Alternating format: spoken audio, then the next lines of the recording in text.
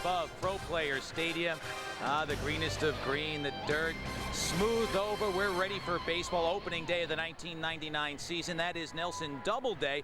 Part of the pregame ceremonies here at Pro Players Stadium included honoring people representing various eras in baseball. As a descendant of Abner Doubleday, he and the woman sitting next to him, it was the granddaughter of Babe Ruth, Linda Ruth Tassetti. They represented the first 10 years of this century. And also on hand, Whitey Ford and Sam Musial, Earl Weaver here, Tony Perez, all part of opening day ceremonies. There's Weaver and Perez, the great Yankee lefty Whitey Ford, and Stan the Man Musial, all part of what's going on here in South Florida as we welcome you back to Mets on Deck. The Mets getting ready to take on the Florida Marlins. As the saying goes, those who forget their past are condemned to repeat it. Well, after a near miss last year, the Mets did not want to repeat it. They want a playoff spot, and they went about doing something about it.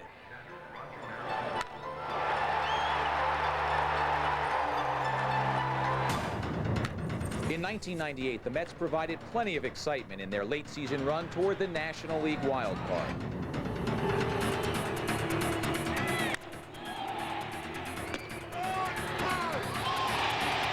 Just 5 games remaining, the team stood at the brink of their first playoff appearance in 10 years. The low point of the season would follow. 2 home losses to the Expos were followed by a season-ending 3-game sweep in Atlanta, leaving the Mets on the outside looking in. And the New York Mets will fall a little bit short, and another year without postseason play. After the near miss, the Mets wasted no time, making the moves they felt they needed to make to get the team over that final hurdle in '99. Without further ado, number 31, Mike Piazza, the leader of our starting staff, Mr. Al Leiter. We are very, very excited about Robin being part of the New York Mets' future for the next 4 years. I'm very pleased to introduce Bobby Bonilla.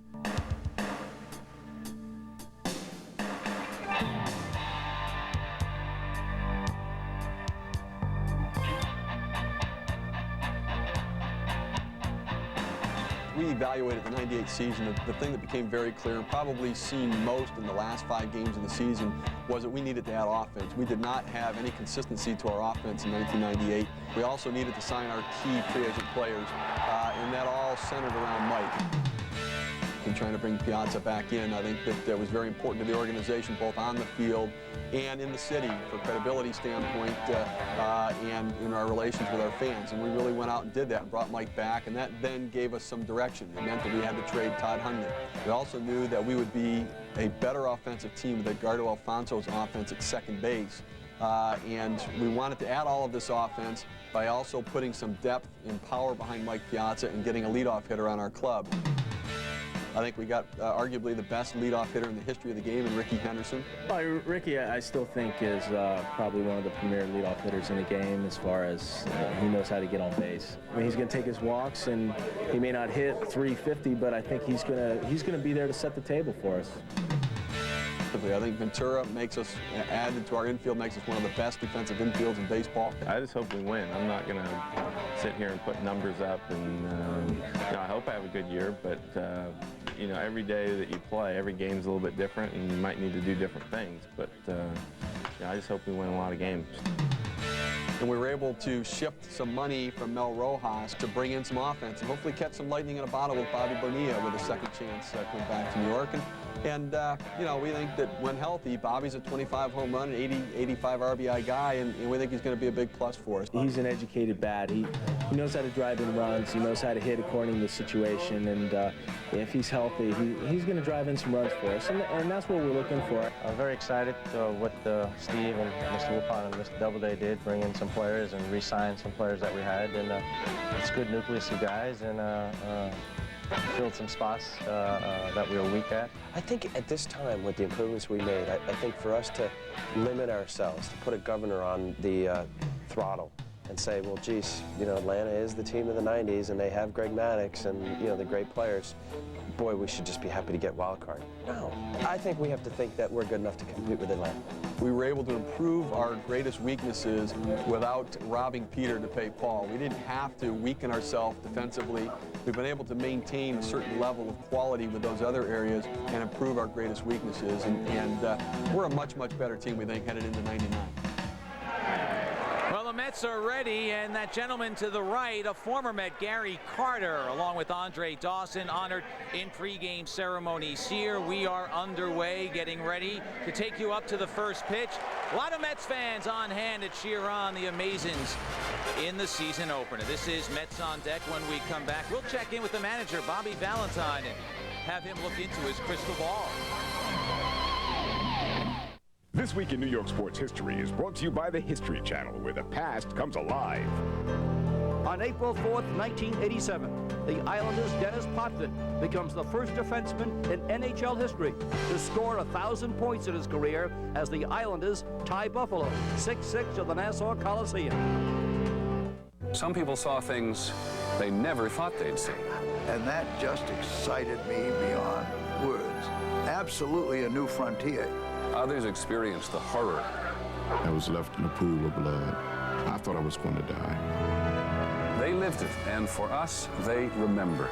It has been an incredible 100 years. I'm Peter Jennings, and I hope you'll join us for The Century, America's Time, a world premiere event beginning April the 12th on the History Channel.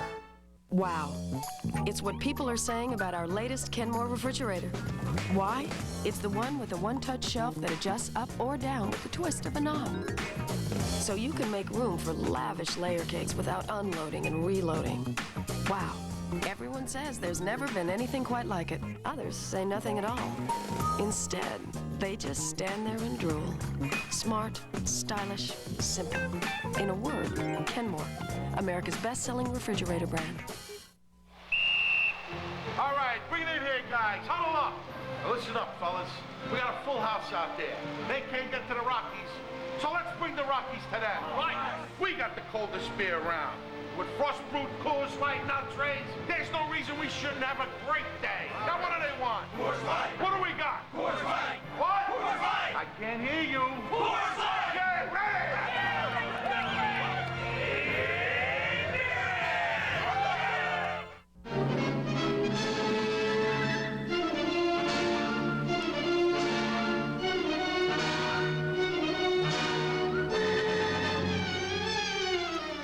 Friday night, Keith Van Horn and the Nets look to pound the Raptors in the paint when New Jersey plays host to explosive rookie Vince Carter and his Toronto teammates. The Nets look to hammer down the Raptors when they match up at the Meadowlands. Friday night at 7:30, live on Fox Sports Net New York. Get all the latest news, scores, and highlights and hear from some of the biggest names in sports. Marv Albert hosts National Finance Sports Desk, weeknights on MSG. Mets manager Bobby Valentine on the field here at Pro Player Stadium. He and the starting lineup has been introduced to the fans here in South Florida. Ricky Henderson leading things off, Edgardo Alfonso, John Olerud, Mike Piazza. A warm round of applause for Bobby Bonilla, who of course was a part of the 1997 World Championship Marlin team. Al Leiter will start today. He also got a nice round of applause. This will be his first start in Pro Player Stadium since Game 7 of the 97 World Series. Last year he started twice against the Marlins, both at Shea. He was outstanding, 2-0 and a 1.50 ERA. But a bit of a switch, the reserves, the rest of the Mets not introduced, and so they're just kind of congregating around the dugout, and now they make their way out to the field. Recently, our Howie Rose had a chance to sit down with the Mets skipper, Bobby Valentine, and before they took a chance to look ahead, they discussed what took place during spring training. I was really, really pleased with the group effort, and you know, the weather we had, the work we've gotten done, everything seems to be coming together very nicely. What would you say is the one thing that came out of this spring that you were hoping to get when it started? I don't know if there's one thing. Good health. You know, we got pretty much injury-free spring training. I think that was very important. I think that the way the pitchers and the catchers have worked together, I really needed that. That was very important.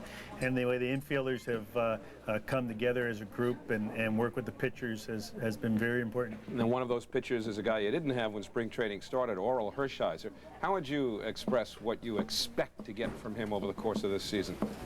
Well, he's a quick teach, so he's blending in with the guys nicely, learning all the plays, putting in overtime, and that's what he's done all of his career, I guess, is put in overtime. He's made himself as good as he could possibly be, and I'm expecting a professional effort every time out there, one who keeps us in the game, who knows what he has to do to help his team win, and we're glad he's on our team to do that. Assuming that everybody is reasonably healthy over the long haul, you've got 8 starters who at least figure to play most of, if not all of the time. Does it become more of a challenge when you have the starting 8 that you do now? It shouldn't be much of a challenge at all. But, that idea of 8 starters all the time, I think, is kind of silly, thinking that no one's playing 162 games except for Cal Ripken. We might have one guy do that sometime along the way. If, in fact, they get their time off that they're supposed to get off, and that would be 15 to 20 games a year, Mike Piazza's probably going to catch 145 games, and that's going to leave those other games to for somebody else. We're going to have guys get their time off when they need it. We're going to have the other guys playing when they need it, and we're going to have a fun time doing it. John Bowles manages a young Florida Marlin team. Howie asked the skipper if it was an advantage having been the head of player personnel for the Marlins as these youngsters made their way through the Florida system. We had 58 guys in camp initially, and 37 of those players I knew extremely well, so that has been a real positive.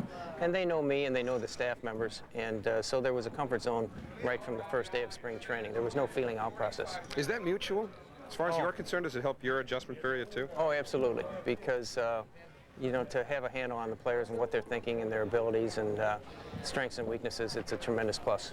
Is the worst over for the Marlins franchise now that the team's been sold? Yes. We're rebuilding now, and we're not the team that won the World Series, obviously, and we hopefully are not the team that lost 108 games last year. And with our new ownership, with John Henry as our owner, we're looking forward to not only the present but the future. But here in South Florida, as you take a look at the Marlins who have been introduced on the field, they are trying to reignite the love affair that existed with this community and this team back in 1997. They were broken up. Wayne Huizenga, though, is out. John Henry's the new owner, and the fans love it. When we come back, we'll go back in time and look at an opening day moment.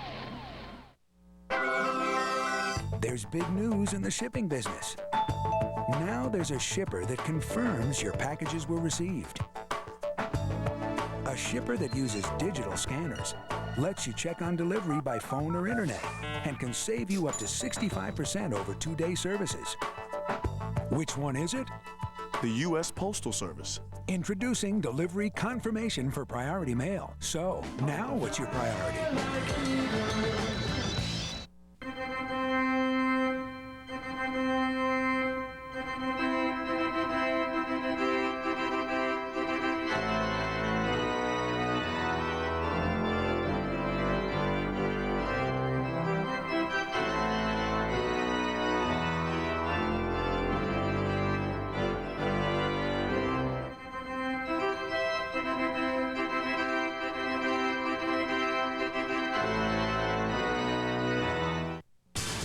Get digital at The Wiz, where all the latest technology and all the digital brands you want most are right here, right now. Hear the power of Dolby Digital Sound. You won't believe your digital ears. Discover the world of digital video.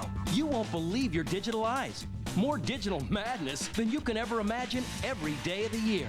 The digital craze goes on, so get digital. The world certainly is at The Wiz, your ticket to entertainment. Long Island's hometown team is back. Tickets for the final 99 home game are on sale now. Saints fans, get ready for more scoring. Bring it on. More hitting. Bring it on. More action. Bring it on. The Saints go into battle for the first time against the Toronto Rock. 7:30 Friday at Nassau Coliseum. The best 4 quarters of excitement for your dollar. Great seats are on sale at the Nassau Coliseum box office and Ticketmaster. And kids tickets start at just $6. Get ready for New York Saints lacrosse action. Hometown team. Hometown pride.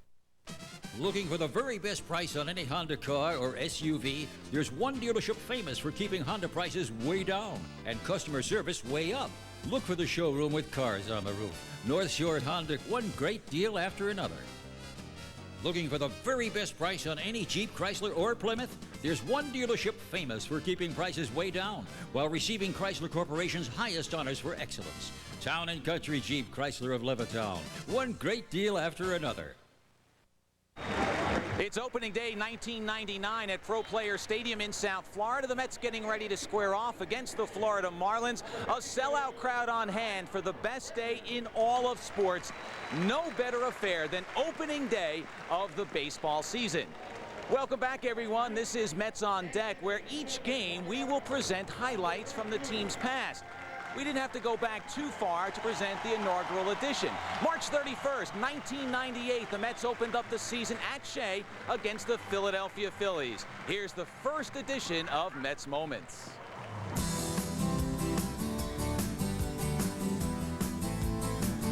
It was the earliest opener in team history, and the air at Shea was filled with excitement. While the calendar read March, the thermometer was more like July. Gold Glove shortstop Ray Ordonez was already in midseason form, as was Philadelphia ace right-hander Curt Schilling. Bobby Jones got the start for the Mets. He pitched 6 shutout innings, but it was Schilling who dominated the Mets lineup. He impressed Dennis Cook and New York with 9 strikeouts in 8 innings. But both starters were long gone when Alberto Castillo came through with a 14th inning single. Line drive, put this baby in the books. Mets win. The Mets win on opening day again. That was then. This is now April 5th, 1999, the opening day of the baseball season. The Mets are ready. The Marlins are ready. And when we come back, I'll be joined by Howie Rose and Fran Healy as we present opening day on Fox Sports Net, New York. Anyone here who's a millionaire, please raise your hand.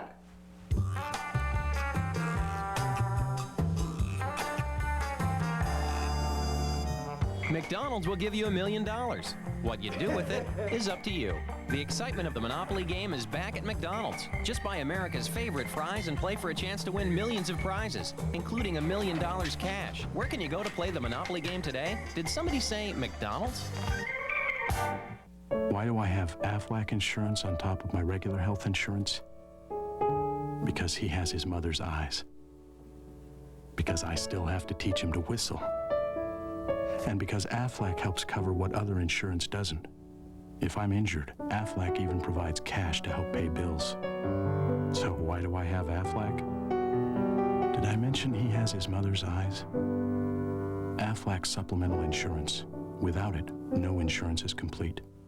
Announcing the Mercury Grand Marquis 5-Star Sales Event, our biggest Grand Marquis sale ever. Now enjoy the affordable luxury of Grand Marquis with $1,000 cash back when you buy or lease. That's $1,000 cash back on the only car in its class with the government's highest crash test rating, 5 stars. Or get 0.9% financing on Grand Marquis. #1 in sales, in owner loyalty, in trunk space too. Hurry to the Mercury Grand Marquis 5-Star Sales Event. Sam and Margaret are living a comfortable retirement, a retirement free of financial worry. They live the life they want to live, spend the money they want to spend. And it's all because you left your credit card statement in the garbage can and they stole your number. So from Sam and Margaret, thank you. Prevent credit card theft with the paper shredder from Office Depot. Office Depot, low prices every day.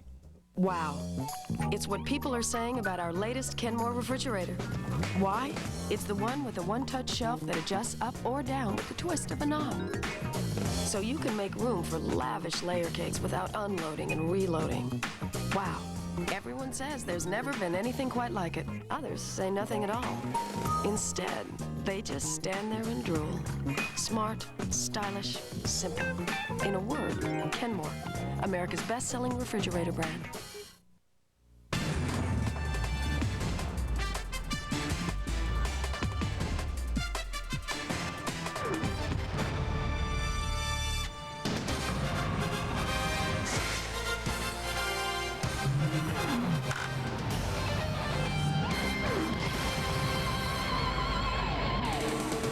Let the game games begin. A season of high expectation gets underway this afternoon for the Mets. It's opening day of the 1999 season. They take on the Florida Marlins. Mike Piazza back in the fold. It was a great offseason for the Mets. Now they want on-season results. And it all begins today at Pro Player Stadium in South Florida. Bobby Valentine's pumped, so am I. Hi, everyone. I'm Matt Loughlin. Thanks for joining us on Fox Sports Net New York as the Mets begin their 1999 season. A lot of new faces on this team, but if the team is to have success, it's two of the familiar faces from last year's team that'll have to step it up a little bit more and lead this team to what Mets fans hope is a postseason berth, the first one since 1988. For more on that, let's send you upstairs to a couple of our familiar faces, Howie Rose and Fran Healy. All right, Matty, thank you, and welcome back, everybody. I think determination is about as important a word to describe the Mets' efforts for this season as anything. Fran, they were determined to re-sign Piazza and Leiter. They wasted no time in doing that. No, they didn't, Howie. In fact, now they need guarantees from Mike Piazza and Al Leiter as far as positive production is concerned. Last year, we saw Piazza get acclimated in New York, and he's ready to hit. The Mets need 30 home runs, 100 RBIs guaranteed from their catcher. Now, as far as that southpaw Al Leiter, they're going to need a guarantee of at least 17 wins because he's the ace of the staff, but he has the ability to win 25. Now, last year, as you remember, they took the wild card race right down to the final day of the season. Since then, they've added the all-time stolen base leader in Ricky Henderson and a 5-time Gold Glove winner at third base, Robin Ventura. Well, Ricky Henderson is a little bit older now. He's 40 years old. He had a tough spring with the bat, but he can still run. In fact, he told me he feels very, very good here. He's breaking Lou Brock's record in Oakland with that 939 stolen base. Since then, he has far surpassed that record. But Ricky Henderson's the key. He's got to get on base, and he's got to steal bases for the Mets. Now, their third baseman's going to be extremely important. Robin Ventura, he's got a guarantee 20 home runs, 90 RBIs. He's done it in the past, and he has played brilliant defense over his major league career. And one of the great bribe products to Robin Ventura's arrival is the fact that now you move Alfonso over to second base. Terrific offensive numbers as a second baseman, okay as a third baseman, but real good numbers for Fonzie at second, along with the fact that he gives you such terrific interior defense. And the Mets ought to be right there until the final day again as they were last year and hopefully beyond. Stan Musial, one of several Hall of Famers here. He's accompanied by the new owner of the Marlins, John Henry. We'll get you going in a minute. New York Mets baseball is brought to you by Coors Light. Frost brewed for that refreshing taste. Tap the Rockies. By The Wiz, your ticket to entertainment. And by TWA, adding new planes and new destinations in 1999. New state-of-the-art planes. They're at the heart of the new TWA. That's why we're renewing our fleet, adding one new plane every 10 days this year. And 125 more are on the way. It's the largest aircraft order in our 75-year history, and the most significant sign yet of our commitment to New York's aviators, who choose us for over 770 flights a day to more than 90 destinations worldwide. One new plane every 10 days, only from TWA. Get digital at The Wiz, where all the latest technology and all the digital brands you want most are right here, right now. Hear the power of Dolby Digital Sound. You won't believe your digital ears. Discover the world of digital video. You won't believe your digital eyes. More digital madness than you can ever imagine every day of the year. The digital craze goes on. So get digital. The world certainly is. At The Wiz, your ticket to entertainment.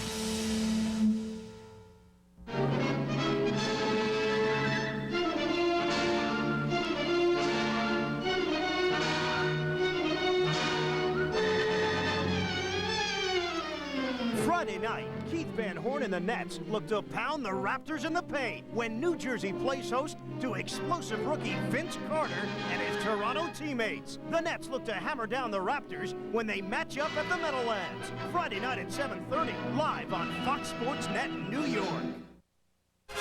Howie Rose, Fran Healy, Matt Loughlin back at Pro Player Stadium in Miami. Our thanks to the pilots and crew of the Goodyear Blimp Stars and Stripes. For these aerial shots, you know, it was back in 1926 when Goodyear began its first commercial blimp operation with the Blimp Pilgrim. And here we are, 73 years later. giving you a nice aerial shot of a ballpark that eventually will become the former home of the Marlins. The new owner, John Henry, we showed you a moment ago, is now exploring different venues in the South Florida area for building a new stadium that they hope they'll have all set to go in terms of financing and the like within the next year or so. Well, the reason Wayne Huizenga sold the ball club to John Henry was because he was not able to get a new stadium. But it looks like things are changing here in southern Florida. This guy John Henry is very, very determined. He's very popular here, obviously, for helping save the team. Not a bad arm, although when you are throwing out a first ball next to Stan Musial, it's kind of tough to keep up with that kind of legacy. But in effect, a lot of people down here think John Henry saved this Marlins franchise. So the Mets and the Marlins set to begin 1999. And our umpire lineups for this afternoon brought to you by NAM, National Arbitration and Mediation, the most timely, cost-effective way to settle your legal disputes. Terry Tata has the balls and strikes with Bill Hahn at first, Tom Hallion at second, and Paul Schreiber, the umpire, at third. Everything that happened during spring training is now officially irrelevant.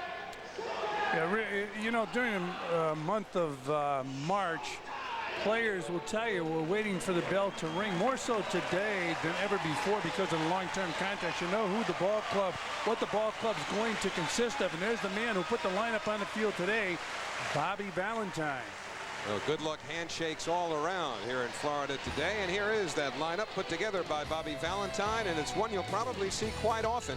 Ricky Henderson leading off in left field, making his Mets debut with Edgardo Alfonso at second, and John Olerud off of that .354 season a year ago, reflected with a lot of success over Florida as well. He bats third. Mike Piazza batting in the cleanup spot with Bobby Bonilla in right field. Robin Ventura at third in his Mets debut with Brian McRae in center. Ray Ordonez, the shortstop, and Al Leiter on the mound, set to begin his second season for the New York Mets. But this is probably the biggest story in Florida today, Fran, the return of Alex Fernandez. Yeah, Alex Fernandez, a guy who missed all of last season with rotator cuff surgery. He features a fastball, curveball, slider, and a straight change. His best year, he won 18 ball games, but he has been a solid major league pitcher. You wonder if he gets off to a good start and he's proclaimed healthy, will he be traded? That was one of the thoughts last year, if he was able to come back late in the season to show enough so that he could be traded.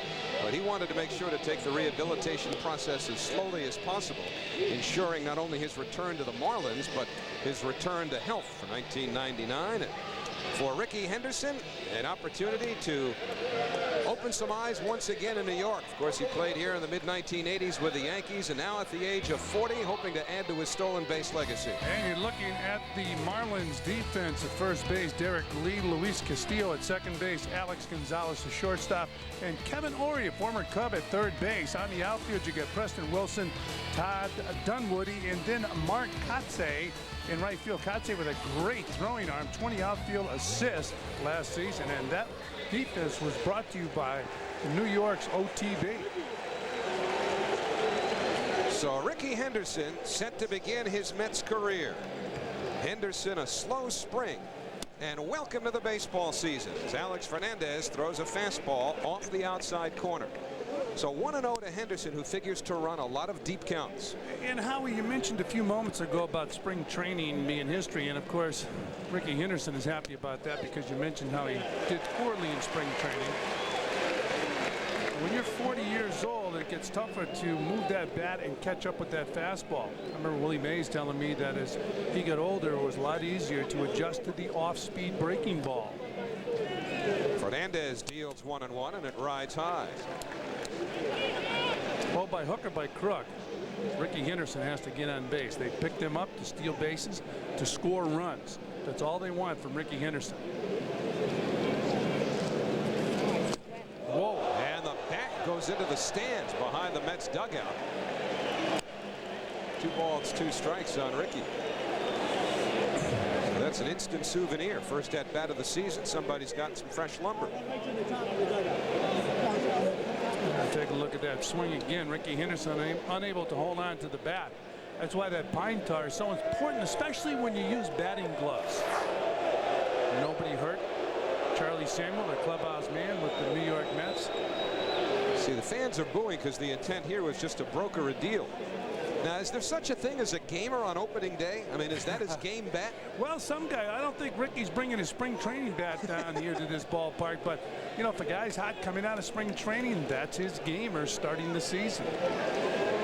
So Ricky took one swing with the bat. He has it back, and the 2-2 pitch is in there for a called strike 3.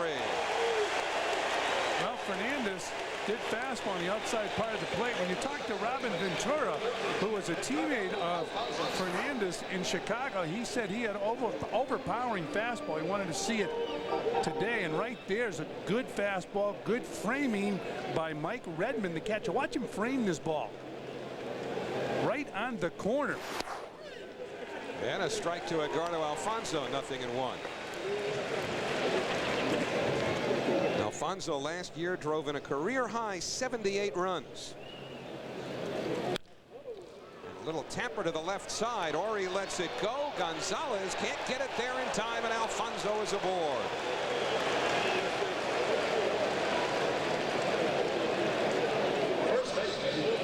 So the Mets have a one-out base runner for John Olerud.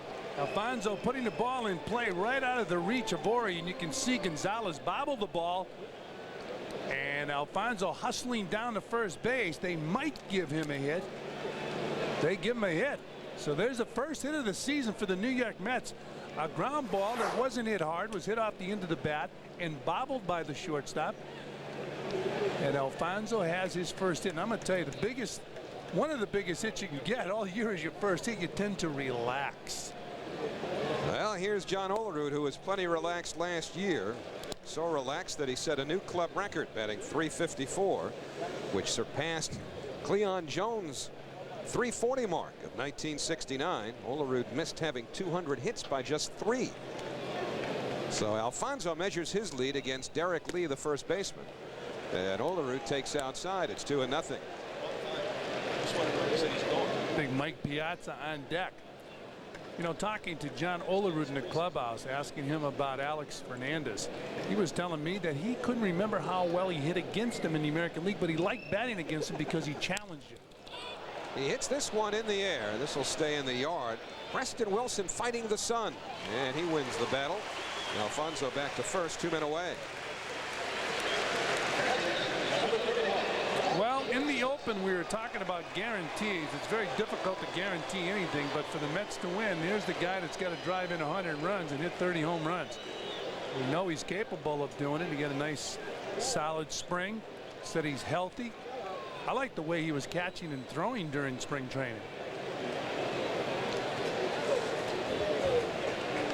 Piazza finished 4th in the National League in hitting last year at .328, and that's with all the turbulence reflected in his trade from the Dodgers to the Marlins. Quick stop over here, change of clothes, and then on to the Mets.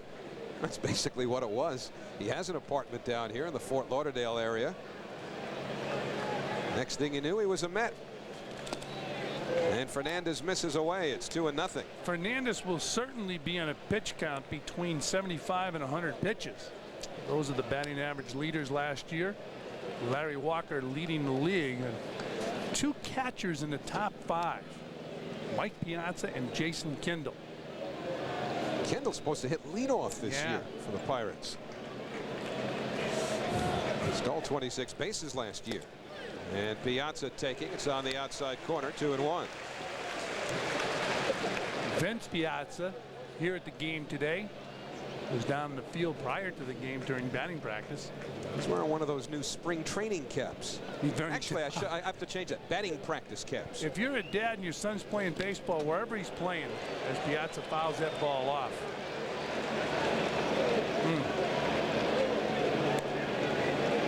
Prior to that pitch, you could see Vince Piazza take that deep breath like he was hitting. And he probably feels his son's pain right about now.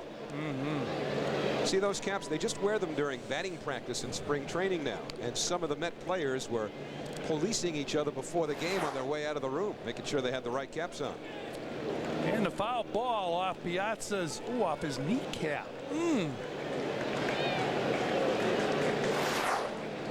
But he's back in the box. The count 2-2. broke his bat, hits it deep to left field, down the line. Wilson can't reach it. It's a fair ball, and it bounces over the yellow line, so it'll be a ground rule double, and they'll have to send Alfonso back to third. It's pretty good power for a broken bat. I was going to say, this guy here is so strong. Vince Piazza. I don't think Vince was as strong as Mike growing up, but this guy has all kinds of strength. Breaking his bat, and the ball hit off the rubberized surface down there around the left field fence and bounced over the wall. Fernandez jams him. No, he hit the ball off the end of the bat, and the bat broke in half. Remember those legendary stories of some of those old timers? He broke his bat, the ball went in the stands. He was mad. Well, Mike Piazza picking up a double and breaking his bat. So here's Bobby Bonilla now with a couple in scoring position. And Bonilla probably drew the biggest round of applause from the Miami fans in all of the pregame introductions. Bonilla, an integral part of the Marlins World Championship team 2 years ago. Inside, almost nicked him. I mentioned if you're a dad and you have a son playing a sport, you can relate to Vince Piazza. Here's Vince reacting to the double. He knows the bat's broken, but will it fall in? Yes, it falls in. Again, Fernandez inside to Bonilla. It's 3-0. And you made an important point too, Fran, about the warning track here. It's synthetic or rubberized, and so you get a lot of bounce on a lofty fly ball, and that's why that bounced so far over the yellow line. 3-1 now on Bobby Bonilla. There's that rubberized surface right there outside of the grass area. It's the warning track here at Pro Player Park. Just look at Alfonso on third, Piazza on second. 3-1 to Bonilla, and the breaking ball missed. Fernandez almost looked as though he didn't want much to do with Bonilla, but he's got Robin Ventura to deal with now in his Mets debut. Ventura, a left-hand hitter. Hey, the Mets can throw some lumber at you. Bobby Bonilla is a guy who Tom Robson he felt that Bobby didn't get enough at bats in spring training. You're looking at the runners on the base. You saw Alfonso, Piazza, and Bonilla. And Tom Robson said all Bonilla needs in regular season is a couple of hits. Remember, Bonilla had that knee sprain, was wearing a brace. He went first to third in Texas the other day after a base hit. He proclaimed himself fit. Now it's Ventura in his first plate appearance. And facing a teammate, an ex-teammate. Alex Fernandez, of course, a former Chicago White Sox pitcher. And Robin Ventura was telling me Fernandez really threw hard when he played with him.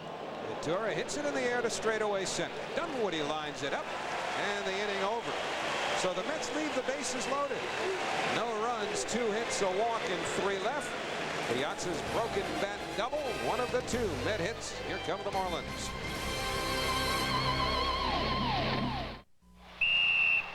All right, bring it in here, guys. Huddle up. Now listen up, fellas. We got a full house out there. They can't get to the Rockies, so let's bring the Rockies to them. Right. We got the coldest beer around.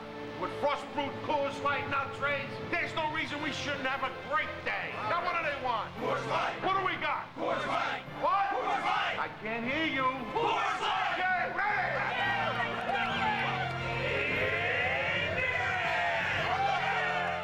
Some people saw things they never thought they'd see. And that just excited me beyond words. Absolutely a new frontier. Others experienced the horror. I was left in a pool of blood. I thought I was going to die. They lived it, and for us, they remember.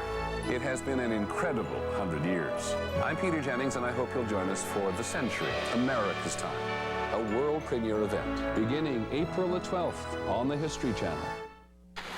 Today, as we retire 52, 53, and 54, we ask, will the game ever be the same?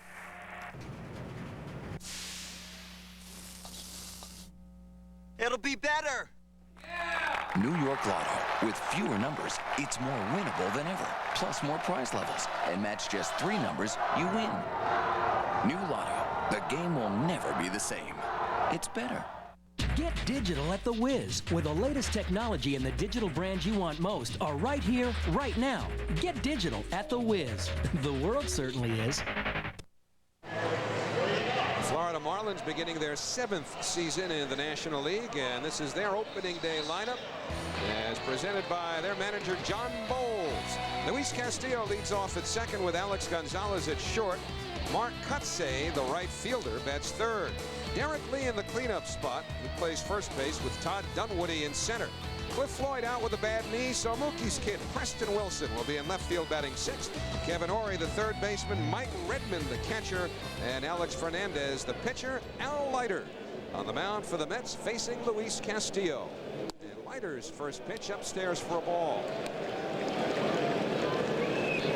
Well, if you follow the Mets in spring training, you know Al Leiter struggled. But he has real good stuff.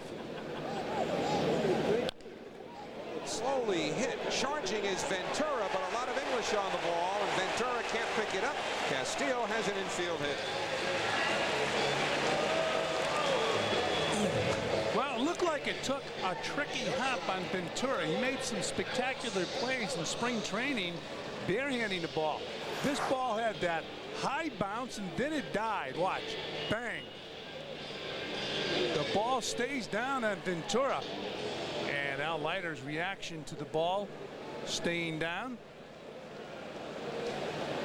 Leiter features a fastball, curveball, slider, straight change, and nasty stuff as you look at Robin Ventura. So Castillo aboard for Alex Gonzalez. Gonzalez now the shortstop after the trade of Edgar Renteria to the St. Louis Cardinals. See Al Leiter's numbers is 29 starts. The big column, 17 wins. And the fastball missed. 1-0 on Gonzalez. Leiter last year was the second toughest against whom to hit in the National League. National League batters only hit .216 against him. And I would say he's tough to catch also, even when he has good control, because he has a heavy fastball with a lot of movement. The runner goes, and the pitch looped in the air, foul. And this one will reach the Florida bullpen. I know Bob Apodaca was keyed up on watching Leiter pitch today. He pounds those righties inside. We've seen that. He does pitch with emotion, and mixing his pitches is a must, and Bob Apodaca demands it. Said he wants to see him throwing a changeup. Not in this case to Alex Gonzalez. Foul back, 1-2. And the fastball sets up all your pitches. If you don't have a good fastball, it's tough to win in the major leagues. You better have magnificent control and be able to change speeds off your changeup. But Leiter has just overpowering stuff.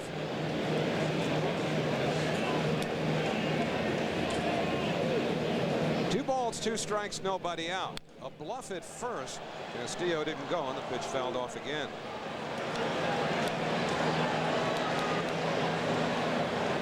Luis Castillo and Alex Gonzalez forming the middle infield these days for the Marlins. Question with Gonzalez is, will he hit? That's the question for everybody in the big leagues. They're not worried about his glove so much. And that slowly hit foul. Well, defensively for the Mets, and the pitching staff loves the defense in the infield. You see Olerud, Alfonso, Ordonez, and Ventura. Henderson, McRae, and Bonilla left to right in the outfield. Piazza behind the plate.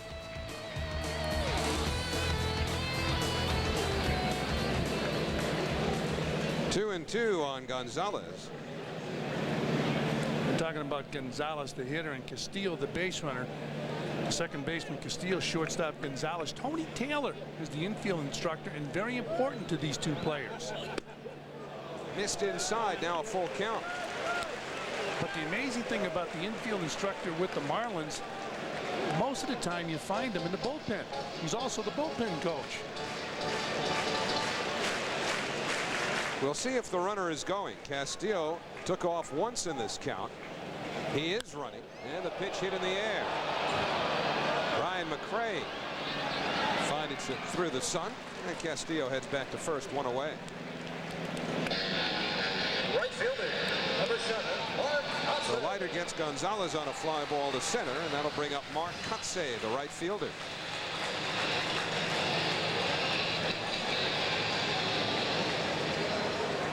The only game in the spring that Al Leiter seemed somewhat perturbed by was his last one. Gave up 3 home runs to the Kansas City Royals. That's one thing it's difficult to do against Al Leiter, is lift that pitch and hit it over the wall. Mark Kotsay, the only member of the opening day lineup today for Florida who was in their opening day lineup last year. 1 ball, no strikes to Kotsay.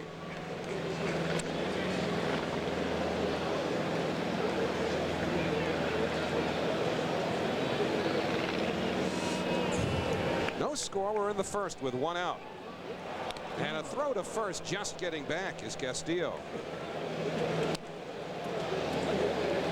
Castillo was leaning towards second. Castillo was on the move, but had to get back and was able to get under the tag.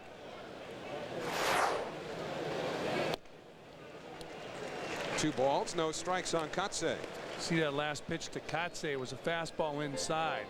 That's one of the pitches that surprised left-handed hitters in the National League about Leiter last year, is he was busting the left-handers in, not only right-handers but left-handers. Again, a bluff at first, and Leiter hits the inside corner. So it's 2-1 now on Kotsay. New third base coach of the Marlins, Freddie Gonzalez, relaying the signs for John Bowles. Now the runner goes, and the pitch hit right through the hole. On his way to third is Castillo, and on a perfectly executed hit and run play, the Marlins have runners at the corners with 1 man out.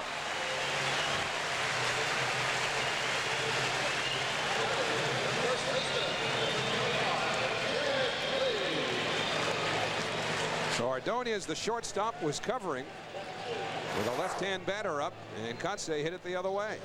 Runner on the move.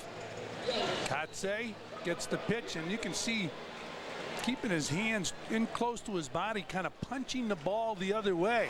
Good hitting by Kotsay. And that brings up the first baseman, Derek Lee. He has power. 17 homers, 74 RBIs a year ago.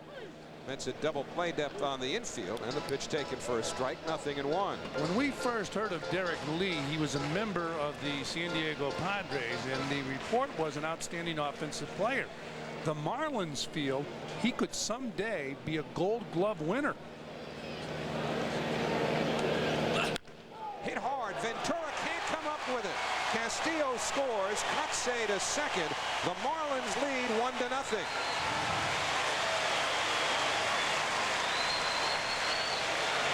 Well, Ventura usually eats that ball up.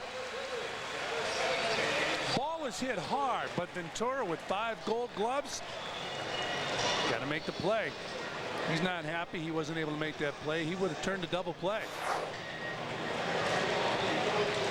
The ball hitting off the end of the glove and rolling into short left field. They score at a base hit. If Ventura comes up with it, it's probably an inning-ending double play. Ball was hit hard. I guess there could be some justification giving him a base hit, but when you win 5 Gold Gloves, you catch that ball. I bet you Ventura would tell you he should have caught the ball. I think his expression basically told us.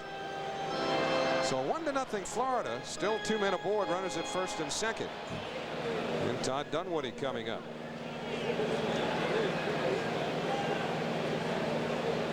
And Dunwoody has had lots of success over the Mets over his first year and change in the major leagues. 0-1 to Dunwoody. He's 18 for 57 in his career against New York. So again, the Mets will look for 2 on the infield. Ordonez in behind the runner at second. And Leiter's pitch lined over Ordonez into center. Kotsay around third. He's being waved home. The throw comes into Ordonez. It's an RBI single for Dunwoody. And the Marlins lead 2-0.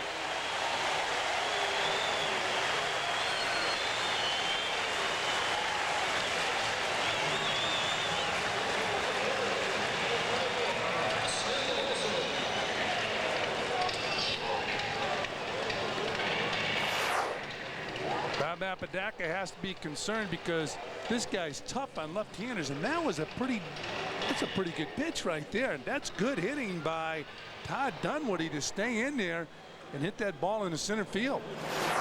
Pitch was not up. It was about knee high. And Dunwoody went down to get it. So 2 runs into the inning. Still runners at first and second. Lee's at second. Dunwoody at first. And here's Preston Wilson.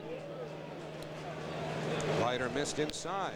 When Clifford Floyd went down with the Marlins, he's out for about 2 to 4 weeks. It gave Preston Wilson an opportunity to make the ball club here in Florida. Almost hit him 2-0. That's an example of that nasty stuff. It was a bad pitch. As Mookie Wilson is looking on, watching his son Preston bat against Al Leiter. But that pitch from Leiter was nasty. Preston didn't play much the last week of spring training. Had a rib cage injury.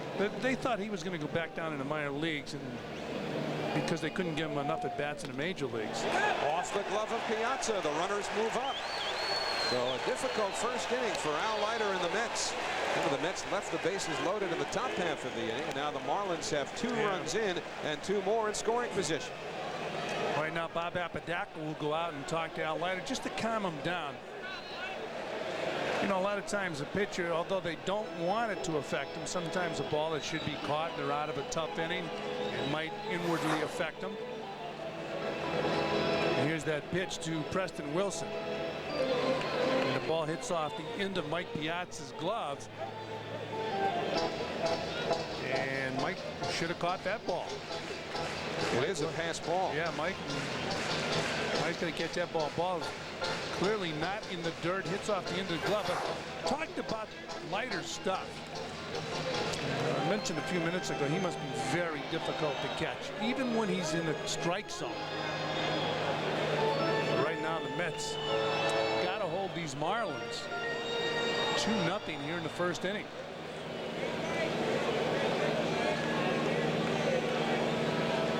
Generally, you like to see a percentage significantly higher than that. Like to see about 16, 17 of those 22 pitches in the strike zone. It's 3-0 on Wilson. And that's a strike. Preston Wilson has a big swing. He's been prone to the strikeout throughout his minor league career. He's got a lot of power, though. But he will strike out a lot. Outfield respects his power. And now it's 3-2. Leiter overmatched him with the fastball. Well, when you see a pitcher with Al Leiter stuff, you almost want to give him a target in the middle of the plate, have him throw his fastball, and then you say to the hitter, go ahead, take your best swing. It'll be a payoff pitch. And that's hit in the air, short center.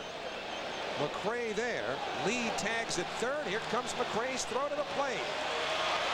Not in time. It's 3-0 Florida. So Preston Wilson delivers a sacrifice fly. And Leiter is 3 runs down here in the first inning.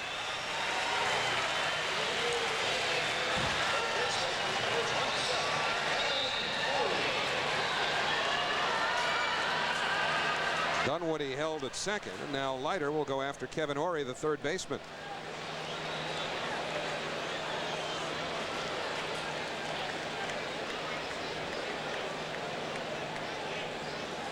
Ory, the former Chicago Cub.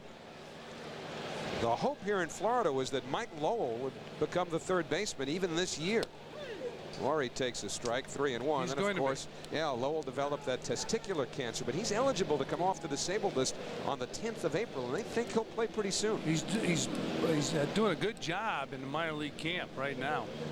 And they feel he'll be the third baseman of the future. Although whatever happened to Kevin Ory, the Cubs felt he would be their third baseman of the future. Lays off the fastball. 1 ball, 1 strike.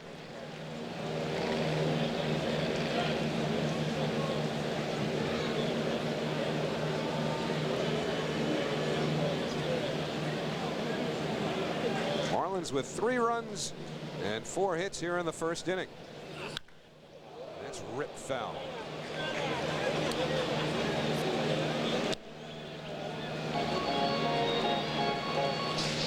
So Al in front now, 1 ball, 2 strikes. They're saying that most of what he did this spring training, was just based on refining what he had developed last year. More of the off-speed stuff, command of it. one outing that bothered him was the last one against Kansas City. And the 1-2 pitch came inside with a fastball, and the count evens. I don't care who you are. You want to have a decent spring training, whether you're Ricky Henderson or Al Leiter or Mike Piazza. But if you don't, and you've been around a while, at least deep in your heart, you figure I'll get it going once the season starts. In there for a called strike 3, and Kevin Ory is out. The inning is over. But the Marlins pick up 3 runs. There were 4 hits. They leave 1. And at the end of 1, it's 3-0 Florida. Where's Jason? He's gone out on his own. He can't do that. He hasn't finished his training. We can't let them think we're too small. Let's go. You've got the knowledge. You've got the internet. Just show them what you know, and you can compete with the big boys. We know that. Now that looks professional. It has to. This document represents us. Wait. Jason, they're doing fine. They have Xerox digital copiers and printers. I really did think that Xerox only worked with big businesses. Keep the conversation going. Share the knowledge. The Digital Document Company. Xerox. Sit down, kid. To make it here at OmniPoint, remember this. With custom-tailored wireless, the customers get what they want. Now repeat after me. They can get any phone. They can get any phone. Get any minute plan. Get any minute plan. Get free features. Get free features. Very good. Here's a cracker. Get an Ericsson Digital PCS phone for just $49.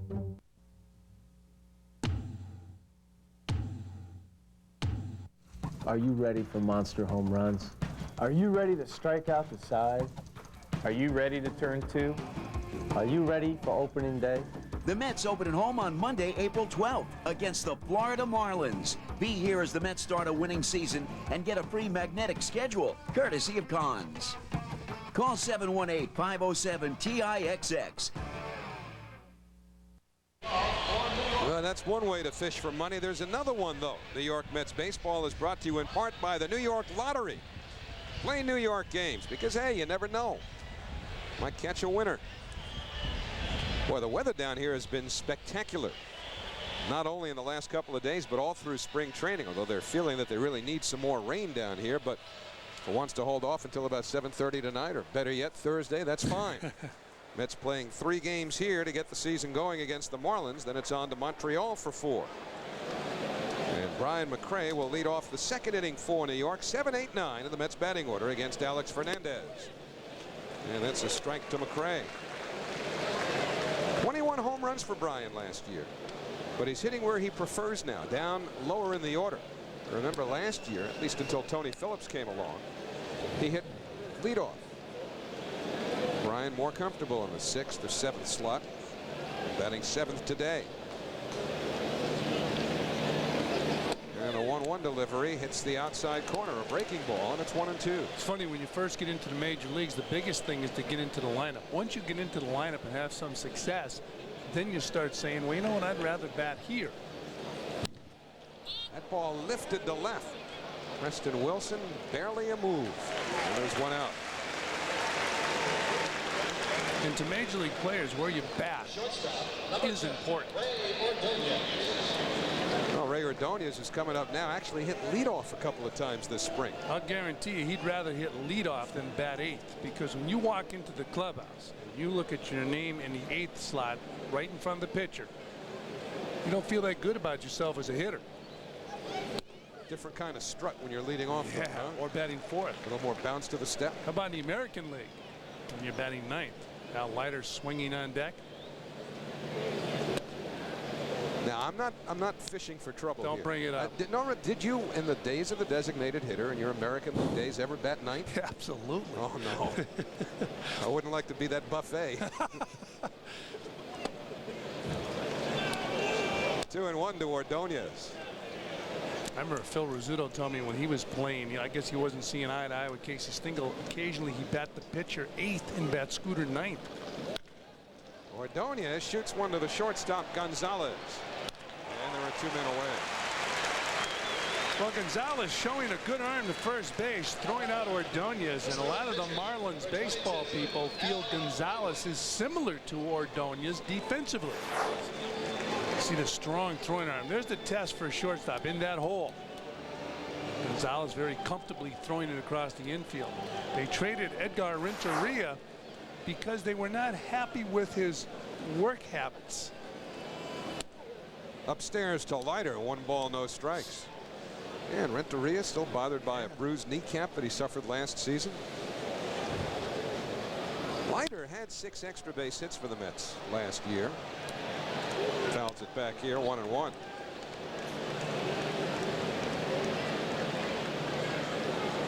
He had some key hits in last year's season for the Mets. Off speed pitch misses. It's 2-1.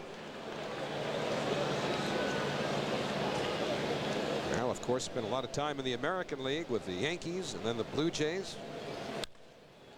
But he pitched a no-hitter right here for the Florida Marlins back on the 11th of May in 1996. And he got a nice reception from the fans when he was introduced prior to this game.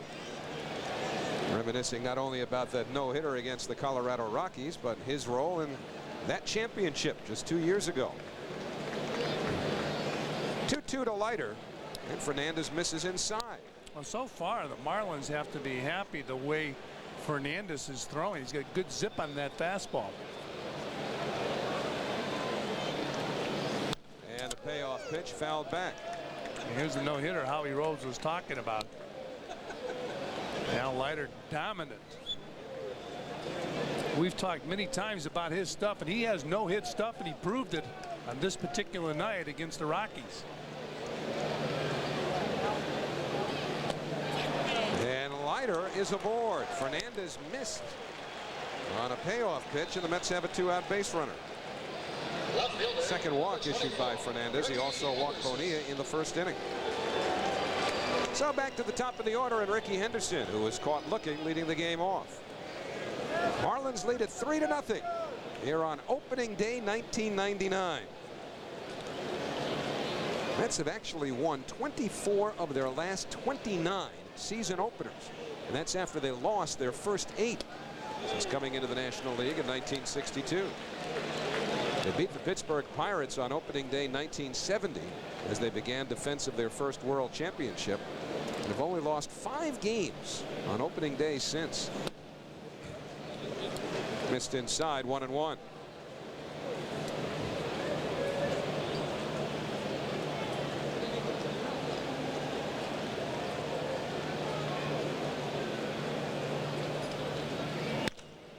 That's hit the other way, but foul.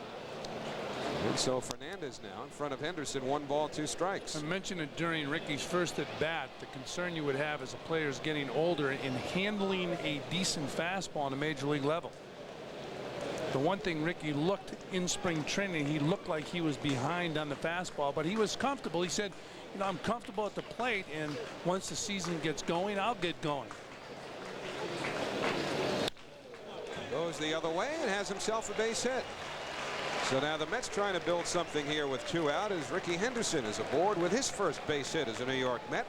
Leiter at second, and Edgardo Alfonso coming up. 3 hits for the Mets now off of Fernandez. Ricky Henderson getting ahead of the bat out there. Looked like he was a little bit behind that ball, but the ball was out over the plate, and he hit it exactly where it was pitched. Of course, for Ricky, the on-base percentage is as important, if not significantly more important, than his batting average. In fact, it'll draw a lot of walks. Means he's in position to steal bases, and he stole 66 last year. I asked him before the game, what's the most important thing in stealing a base? You know, you figured he would go on and on and on. I mean, how about getting on base? You know what he said? Not being afraid to be thrown out.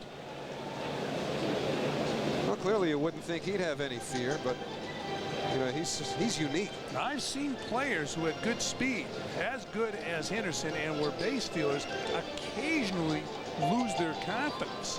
You know, you get thrown out a couple times, you feel this shouldn't be happening, you become tentative. But this guy here, of course, he runs on his own. Now, some managers don't allow that. And the most difficult time to steal a base is when they tell you with a sign, steal it. Alfonso hits it in the air to left field. Lined up by Wilson. And the side retired. So the Mets leave 2 on. 1 hit, 1 walk, middle of the second. On opening day at Pro Players Stadium, it's 3-0 Florida.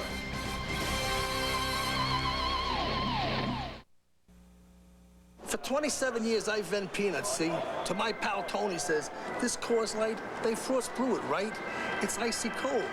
So I says, I thought everyone drinks it because of all the peanuts I toss. See, I could hit a guy 8 rows up just by hearing the sound of his voice. It was my thing. But with Coors Light, I don't need a thing. Except maybe a towel. Coors Light! Coors Light! Listen. Secretariat, man of war, Seabiscuit, whispering of races lost and won. You hear it? Do you hear it? Come on out to Aqueduct for action with a big A. Racing every Wednesday through Sunday, post time 1 p.m. If you want to feel the excitement, you gotta be here. There's big news in the shipping business. Now there's a shipper that confirms your packages were received. A shipper that uses digital scanners, lets you check on delivery by phone or internet, and can save you up to 65% over 2-day services. Which one is it? The U.S. Postal Service. Introducing delivery confirmation for priority mail. So, now what's your priority?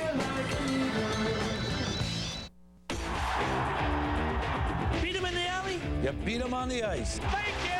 Thank you! Goalies are targets. Hall of Famer Phil Esposito breaking down the ice. Nightly at 10 on Fox Sports News Primetime. New York Mets baseball is brought to you in part by MCS Cannon, keeping people in business in business. And the Marlins doing some business against the Mets in their half of the first inning. They take a 3-0 lead into the bottom half of the second. Mike Redmond, Alex Fernandez, and Luis Castillo to do the hitting, and plenty of Met fans down here in South Florida today. A lot of their players received warm rounds of applause when they were introduced before the game. You have a lot of transplanted New Yorkers down here, kids down here on spring break. Mike Redmond will play this year against left-hand pitchers. The former Met George Fabregas will be the starting catcher against right-handers. And the scouting report on Redmond is a good defensive catcher with a good throwing arm. Still has to establish himself as a decent offensive player. He did hit well for them last year, although in a pretty small sample. He had 118 at-bats last year. Wound up hitting .331. Like scores of catchers before him, he suffered a broken finger, which kept him out of action for a while late last year. 1 ball, 2 strikes on Redmond. How many broken fingers did you have over the course of your career? I broke a finger one time, and it was when I was 8 years old. Never broke it after that. That wasn't the idea. No, but when I was catching. John Bowles looks like he can hardly stay away. Hey, John, your team's up. Off the bat of Redmond. Best thing to happen to the catcher, Randy Hundley putting a hand behind the back. John Bowles looking, he is having trouble staying awake. He was probably out here at 4 o'clock this morning. A few years ago, he thought he was going to be the manager for a while until they hired Jim Leland. Leiter misses with a fastball, 2-2. John Bowles was the 3rd manager in the history of the Marlins. Cookie Rojas was number 2. He won 1 game and lost none. And the 2-2 pitch fouled away. So John Bowles took over from, in essence, Rene Latchman. Never played minor league or major league baseball. Not one moment. And he's been 26 years in baseball. How do you figure that? College coach. I think the first guy to do that, at least as far as I can remember, was Bobby Winkles. Right, managed the Angels, right? Yeah. Redmond pops it up. Second baseman Alfonso has it, 1 man away. Bobby Winkles was one of the great collegiate baseball coaches at Arizona State University. Number 32, Alex Fernandez. Alfonso would have liked a little more work not in terms of the amount of innings that he played at second base during the exhibition season, but in terms of the balls that were hit on the ground. Before he's done at second base, he'll win a Gold Glove. Well, he should make the double play combination something to watch and behold for several years. Alfonso and Ordonez, which I guess was the original plan back in the early 1990s. And he'll give you close to 20 home runs.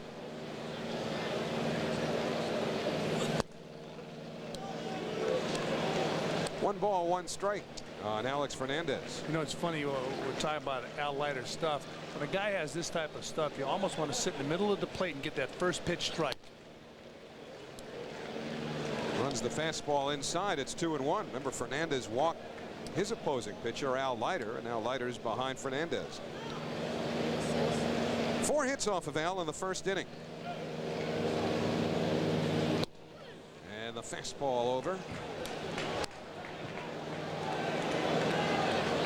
Bobby was saying before the game he did feel that the high strike, at least based on the nouveau strike zone, was being called in spring training. Not everybody agreed with that, as Fernandez fouls it back to the screen, but Bobby felt he did see a pattern that the pitches above the belt were being called. It was supposed to be called, I guess, 2 inches higher than what has been called in the past. But that's lower than what the prescribed strike zone in the rule book is. Rule book is letters to knees, basically. And the 2-2, Leiter missed. Now you wonder how it will affect the pitchers this year if they're not giving that pitch a foot off the plate like last year. I mean, Rick Reed, I mean, he was unbelievable staying out there and getting that pitch called a strike. And the payoff pitch, nice snag by Ventura. That's the kind of play that Robin Ventura will make more than most third basemen. He didn't make one in the first inning. It was ruled a base hit, but in the first inning, I'm sure Robin would say it was an error. That's a nice play. Soft hands, let the glove do the work. That's why a third baseman's glove's a little bit bigger than the shortstop and a second baseman. You want to get that glove where you can let it work. Let that ball get in that glove and you close it. And Ventura with that throw across the infield. People who have watched him in the American League for a number of years rave about his defense. Well, there was a hard hit one hopper by Derek Lee in the first inning that wasn't handled. Part of that 3-run Marlin first, but listen, this defense is going to handle most of the tough plays, and Bobby Valentine certainly can appreciate that. Those Gold Glovers on the left side of the infield. Alfonso, of course, strong glove at second, and John Olerud at first. Very reliable defensively. Now Ordonez gets into it, and the side retired. So good bounce back inning for Al Leiter with help from his infield defense. Nothing across in the Florida second. 2 in the books on opening day. 3-0 Marlins.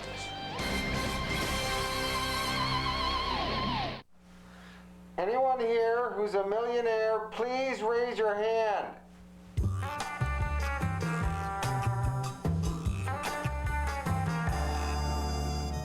McDonald's will give you $1 million. What you do with it is up to you. The excitement of the Monopoly game is back at McDonald's. Just buy America's favorite fries and play for a chance to win millions of prizes, including $1 million cash. Where can you go to play the Monopoly game today? Did somebody say McDonald's? Hey guys, listen up. Have you checked out the wildest game in town? Didn't think so. It's New Jersey Red Dogs Arena Football. This game rocks. It's a football frenzy with high-scoring killer hits, and a kid's season pass is just $19. That's a price even mom and dad will think is cool. So if you're looking for the thing to do, we gotta know. Has your family gone to the Dogs? New Jersey Red Dogs Arena Football. Call 888-RED-DOGS.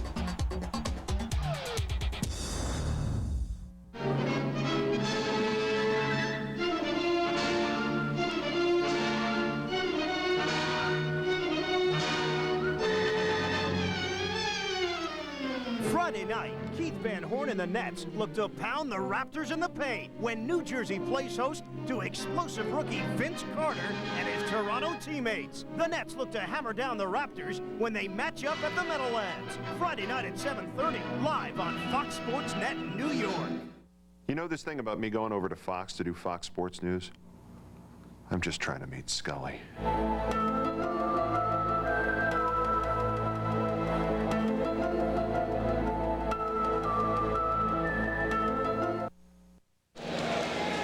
opening series of this baseball season for the Mets continues tomorrow night. We'll have it for you here on Fox Sports Net New York. Rick Reed will pitch for New York against Livan Hernandez. For Florida, Matty Loughlin starts it off at 6:30. Well, you see Bobby Bonilla and Mookie Wilson talking in a dugout a few minutes ago. I'm sure talking about where Bobby was playing against some of the Marlin hitters. Well, that's another change in the game of baseball where coaches position you. Ripped by Olerud. Into right center field. This one rolling towards the wall. It goes all the way to the fence. Olerud pulls into second, and he'll stay there with a leadoff double. And the Mets have their 4th hit off of Alex Fernandez. Now, when you think of John Olerud and extra bases, you would think double up until last year. He had 4 triples. It's that conditioning program. Here's one of the best looking swings in all of baseball. Hands going back into the hitting position. Short stride, head down on the ball, extension. And that's it. He said, I got a double. One of the prettiest swings in the game. So now he's in scoring position. Piazza rolls one the other way. And Derek Lee makes the put out at first. So on to third goes Olerud, 1 man out. Piazza with a broken bat double his first time up. Broken bat double that reached the warning track and bounced over the fence. Now Bonilla will see about getting the Mets on the board. Well, Piazza with that ground ball advanced the runner to third base, and I'm sure the Mets don't want him to do that. They would like him to drive the ball and drive the runner in. So Bonilla with the infield back and the Marlins conceding the run takes a strike from Fernandez. Bobby drew a walk his first time up. It's 3-0 Florida. We're in the 3rd. Glad you could join us for the season's opener here at Pro Players Stadium. Off speed. And the count evens. Bonilla's first opening day as a Met was a beauty. 2 home runs, including an extra innings game winner against Lee Smith in St. Louis.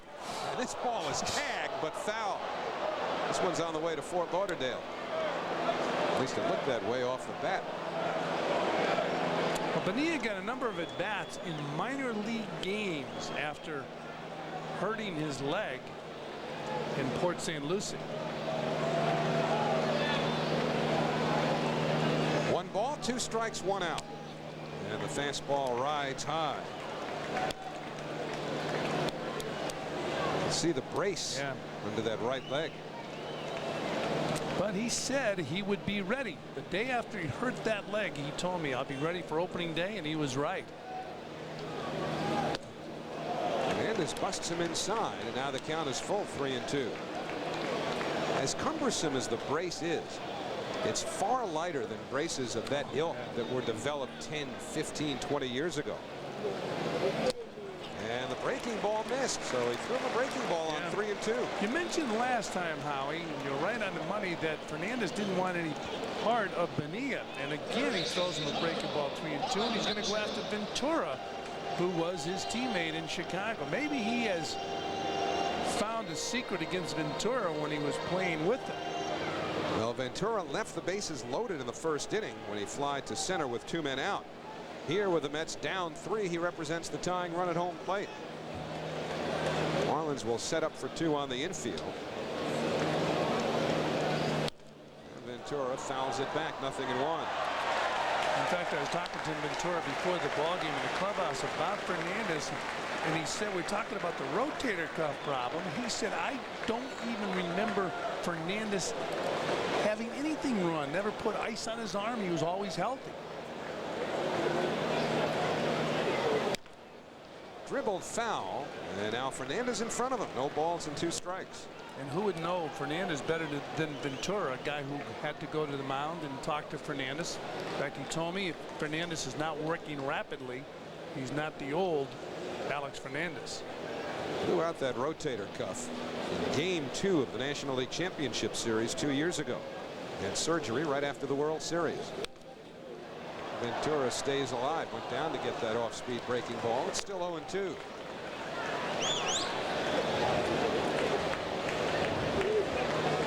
And is 29 years old now. A local product. Yeah, he went to high school here in Miami and went to the University of Miami as a freshman, passing up an opportunity to sign with the Milwaukee Brewers in his sophomore year, went to Miami-Dade Junior College. Just missed there, 1-2. And the fact that he's from the area, the biggest reason that he wants to stay here. There's been a lot of talk about getting him rehabbed and effective and moving him for some prospects. 1-2 pitch lifted to left. Tagging is Olerud. Wilson makes the catch. Olerud coming down the line, but the throw offline. Down to second goes Bonilla. So Robin Ventura delivers a sacrifice fly, and it's now 3-1 Florida.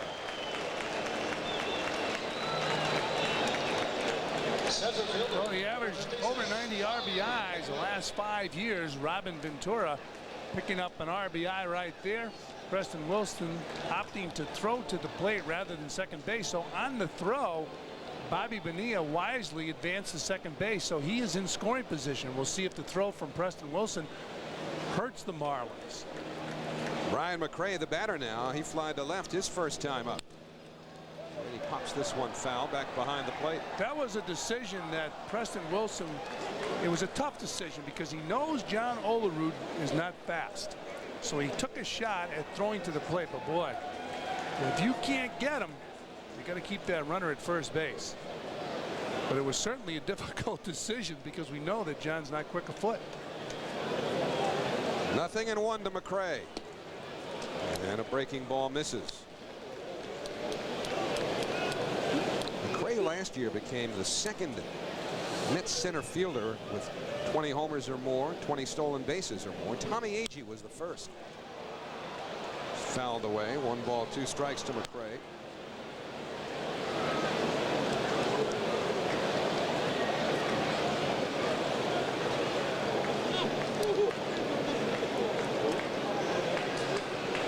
Bonilla at second.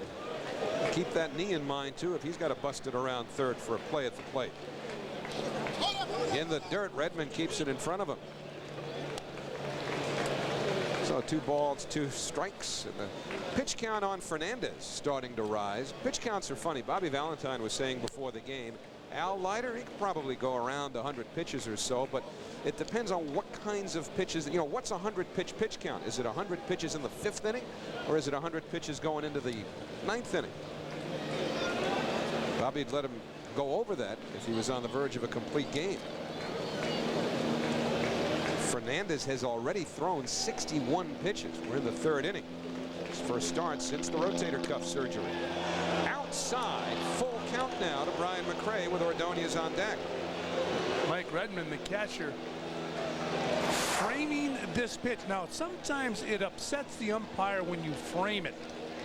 It can work in reverse. Watch him frame it. He's telling the umpire, look where it is. That's a good pitch. It's a strike. In there for a called strike 3. So McRae called out on strikes. The inning is over. The Mets settle for 1. On a double by Olerud and a sac fly by Ventura. It's 3-1 Marlins. All right, bring it in here, guys. Huddle up. Now listen up, fellas. We got a full house out there. They can't get to the Rockies, so let's bring the Rockies to them. Right. We got the coldest beer around. With frost-brewed Coors Light and our trays, there's no reason we shouldn't have a great day. Now what do they want? Coors Light. What do we got? Coors Light. What? Coors Light. I can't hear you. Coors Light. Get ready.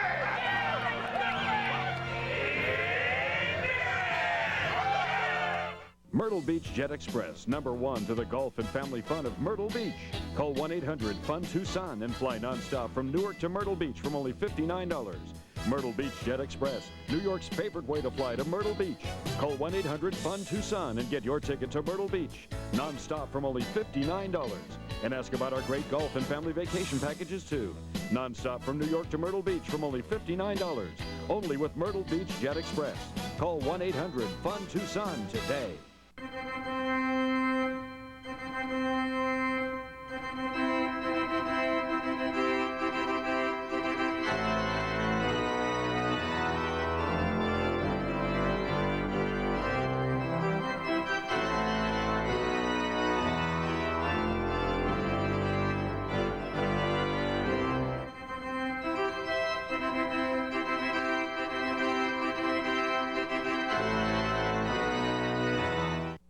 digital at The Wiz, where the latest technology and the digital brands you want most are right here, right now. Get digital at The Wiz. The world certainly is.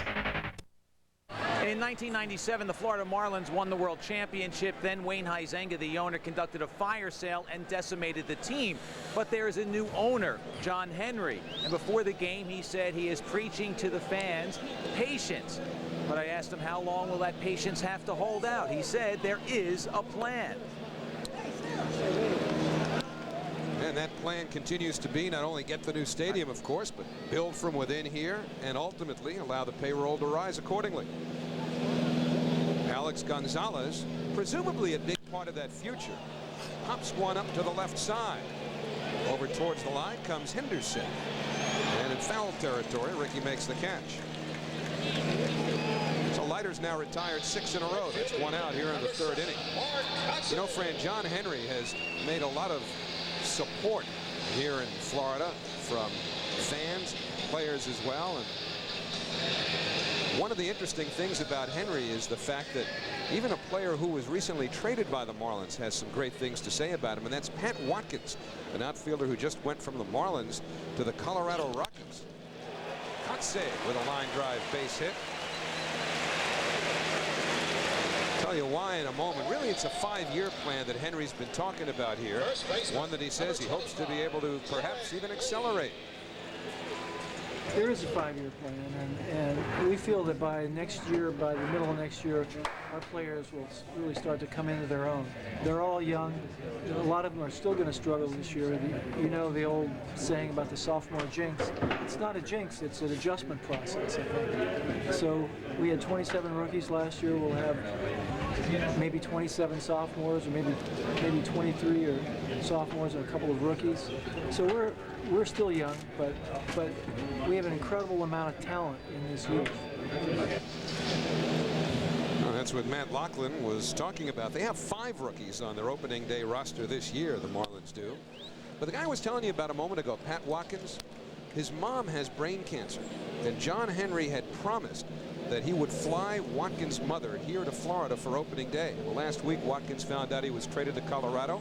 John Henry sought him out and said, I promise I will fly her to Denver for the opener at Coors Field.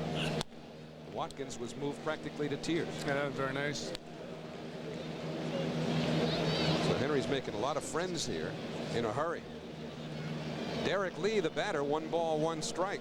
With Kotze at first and 1 out in the third inning. Prior to that interview with the owner of the Marlins, Kotze got his 2nd hit of the game off Al Leiter. The reason it's a big deal is this a left-handed hitter hanging in as tough as they're hanging in against Al Leiter. Derek Lee's the guy who picked up a base hit his first time up hitting the ball off Leiter. Off Ventura's glove.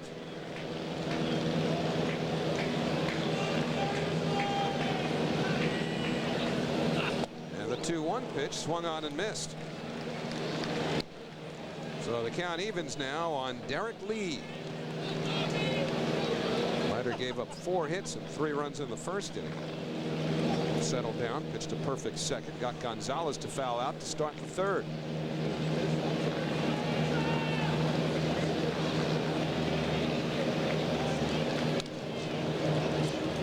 Very unorthodox move from Leiter to Olerud, who's on the move all the time when a runner's on first base. Bobby Valentine said the only reason he has John Olerud play off the base is, well, he would put him on the base if a pitcher had a better move to first base. Now he's going to play behind the runner. If I was a first baseman, I would find that difficult, moving to my right, my left, my right, my left, go back to first base. Plus a lot of room on the right side between first and second. We showed you Alfonso cheating towards the bag at second with a right-hand hitter up. They work on these plays all the time in spring training. The Mets probably have more plays defensively than any other team in the National League. Maybe Tony La Russa's in that category with the Cardinals. Nope. Now the runner goes and the pitch misses outside.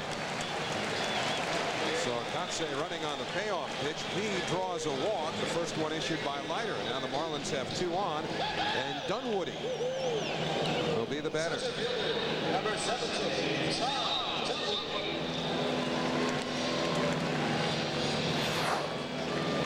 Now watch Olerud playing behind the runner, making some noise, and then he falls as he heads to first base. But Kotsay was on the move. He was not heading back to first. Now Dunwoody got a base hit his first time up on a nasty pitch from Al Leiter. The lefties actually hit Leiter better than the righties did last year. It's got to be very uncomfortable for both right-handers or left-handers. It's got to be tough to hang in there for left-handers. Kotsay at second, Lee at first, and Leiter just missed the outside corner. Al wanted that pitch. It's 1-0. Dunwoody an RBI single in the first inning.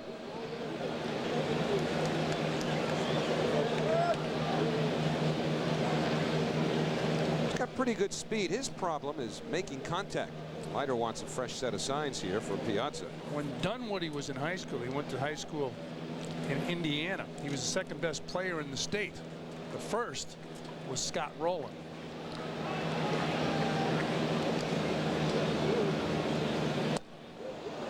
One ball, one strike now on Dunwoody. Scott Rowland sure has made good on all of those early press clippings. Rowland now the Gold Glove winning third baseman of the Philadelphia Phillies. But that ratio right there is why Dunwoody doesn't hit higher up in the order. He doesn't have big power. 1 ball, 2 strikes, but he's got pretty good speed. If he made more consistent contact and had a better eye, drew a few more walks, it wouldn't be a bad choice as a leadoff hitter. John Bowles has Luis Castillo hitting on top of the order today. Dunwoody in the 5-hole, and he's behind in the count, 1-2. Leiter deal. Got him. Second strikeout for Al Leiter and a big one. 2 men away, and Preston Wilson coming up.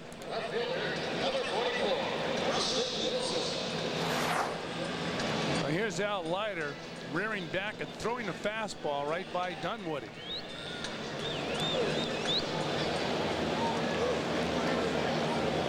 Nice movement. That's that cut fastball that tails away from a left-hand hitter.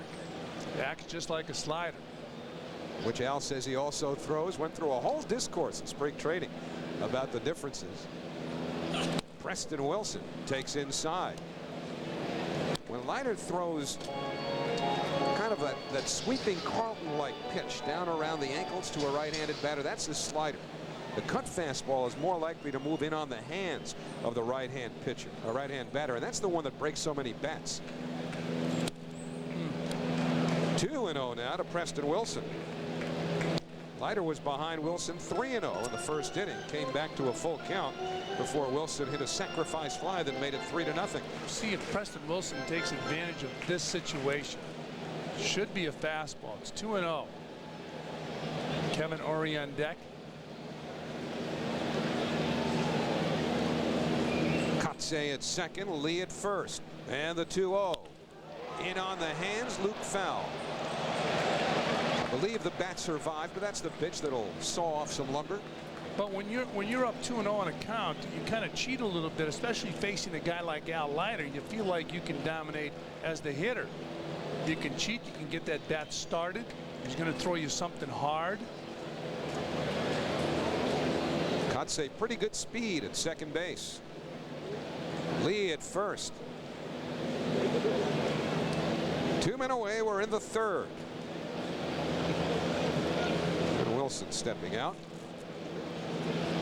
Cliff Floyd on the 15-day disabled list. That's why Preston Wilson is playing left field. And they think that Floyd will be ready to go when he comes off. And the 2-1 pitch. Foul back to the screen. Pretty good pitch right there for Preston Wilson to hit. Ball was up.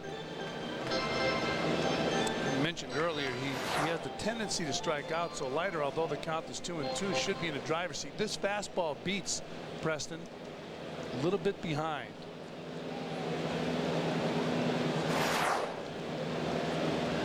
Two 2-2 with 2 out. Leiter deal. And It's popped up to the right side. Olerud drifts into foul territory. And Leiter has pitched out of mild trouble here in the third. No runs, a hit, a walk, 2 left. 3 innings complete on opening day in FLA. And it's 3-1 Marlins.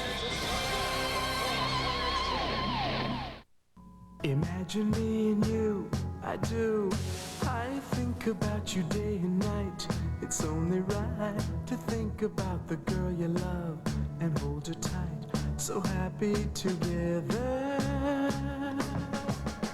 I can't see me loving nobody but you for all my life. When you're with me, baby, the sky. When you have it your way, it just tastes better. There's big news in the shipping business. Now there's a shipper that confirms your packages were received.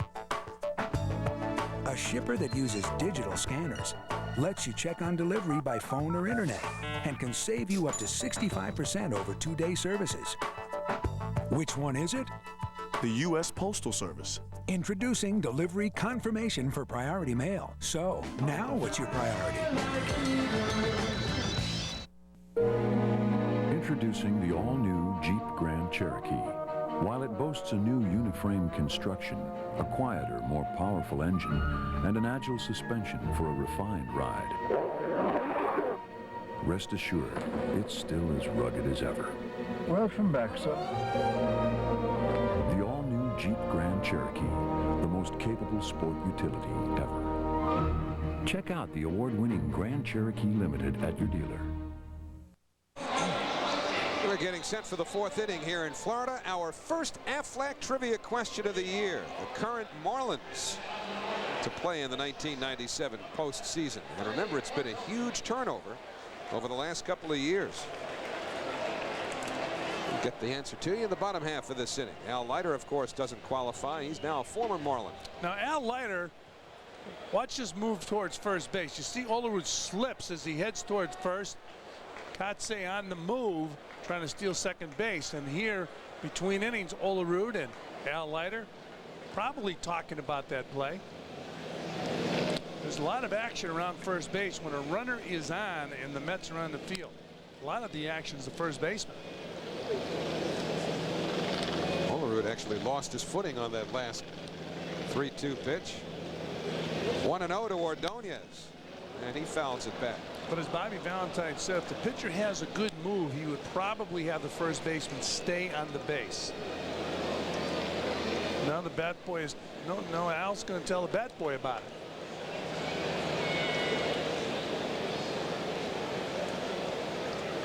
One and one to Ray, and the breaking ball. Nice hop for Gonzalez, and there's one out. Ordonez has twice bounced to short, and that'll bring up Leiter. Number 22, Leiter. You know, one of the reasons I was talking before, Fran, about the fact that they wonder about Gonzalez's hitting here is that one of the kids they got from the Cardinals in that Renteria trade is Pablo Ozuna, who's only hit about .350 everywhere he's been in the minor leagues. Now Leiter may have to worry about him sometime in the future. Now he's dealing with Fernandez, who throws a strike at the knees, 0-1. Now, when Renteria came up, you just assumed the way the Marlins are talking about him, he'd be here forever. There's that framing of the pitch by Mike Redmond, the catcher. And quickly, Fernandez ahead, 0-2. Looks like he's going to set up away. He does, off the plate, and the pitch misses. Boy, that's one thing that has changed, and I guess it must be for the better. Years ago, catchers were taught to receive the ball with very soft hands and bring it towards your body in one fluid motion. We felt we could steal the pitch easier. Well, that time, the catcher, Redmond, set up off the plate. The pitch came over the plate. He had to go down to get it. Leiter misses it, so now there are 2 men away. Second strikeout for Alex Fernandez. Back to the top of the order, and the man that he struck out to start the game. Actually, 3 strikeouts now for Fernandez. Ricky Henderson coming up. Well, if you followed Ricky in spring training, you're happy to know, if you're a Met fan, he has a base hit in this game. Went the other way for a base hit to right field in the second inning. And the slider misses. 1-0 to Henderson. 3-1 Marlins. 5 hits for Florida, 4 for New York. And the fastball, 1-1.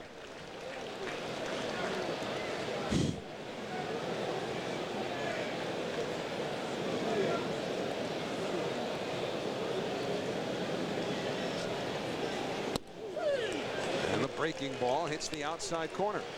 So Henderson behind in the count, 1-2.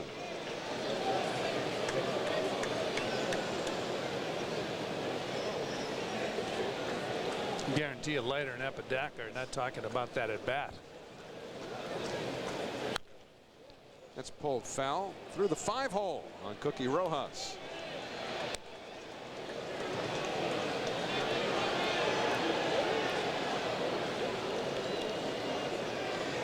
To say he is intense and competitive would be grossly understating his persona. Henderson lays off. Boy, Fernandez has gotten away with a couple hangers to Ricky Henderson in this at bat. Watch this pitch hang up there. Even though it's out of the strike zone, it's not a bad pitch for Ricky to put in play. Lays off there, and once again Henderson runs the full count.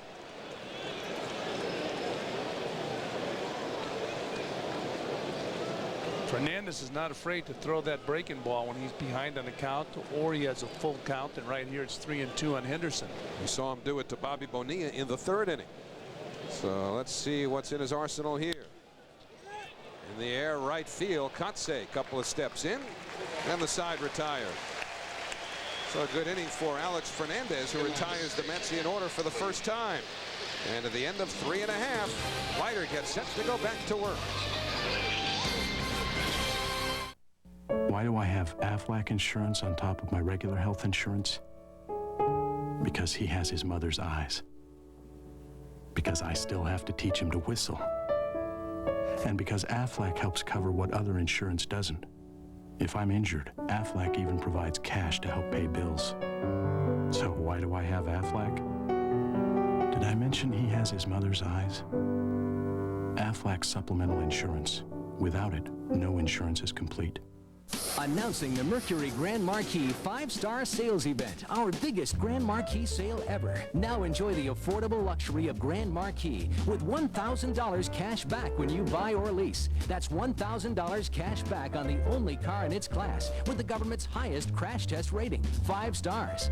Or get 0.9% financing on Grand Marquis. #1 in sales, in owner loyalty, in trunk space too. Hurry to the Mercury Grand Marquis 5-star sales event.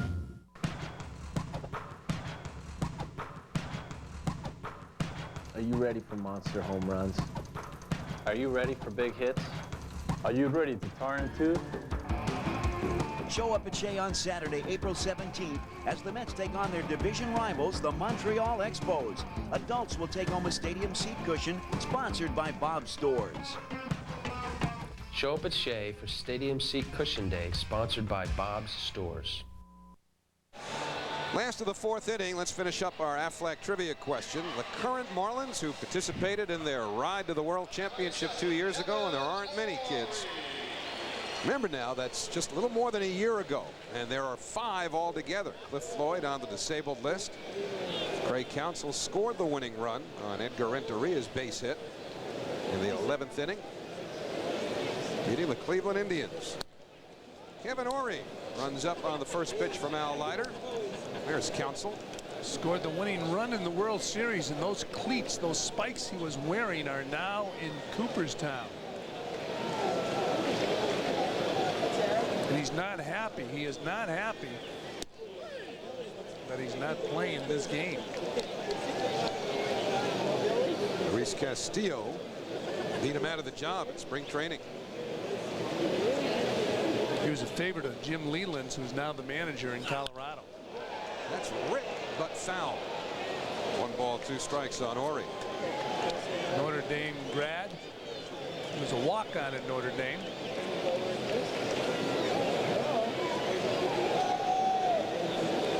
John Bowles, the logical choice to manage these Marlins, because so many of them came up through the farm system under his auspices. Bowles, the farm director for the Marlins, after he had his stint as an interim manager until Jim Leland was hired. 59-footer, and it's 2-2 on Ori.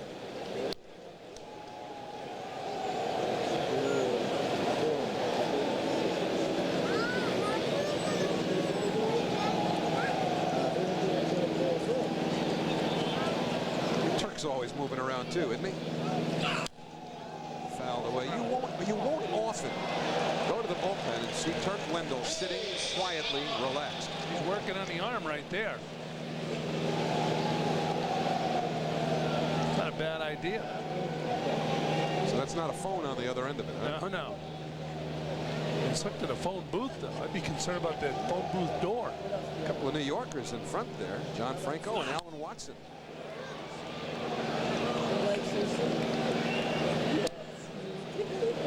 Alan Watson out of Middle Village. John Franco, of course, a Brooklyn native. See, those guys from New York are a lot more relaxed than those guys from Massachusetts. They're smarter. Unless I get carried away. And the 2-2 pitch, a breaking ball got him.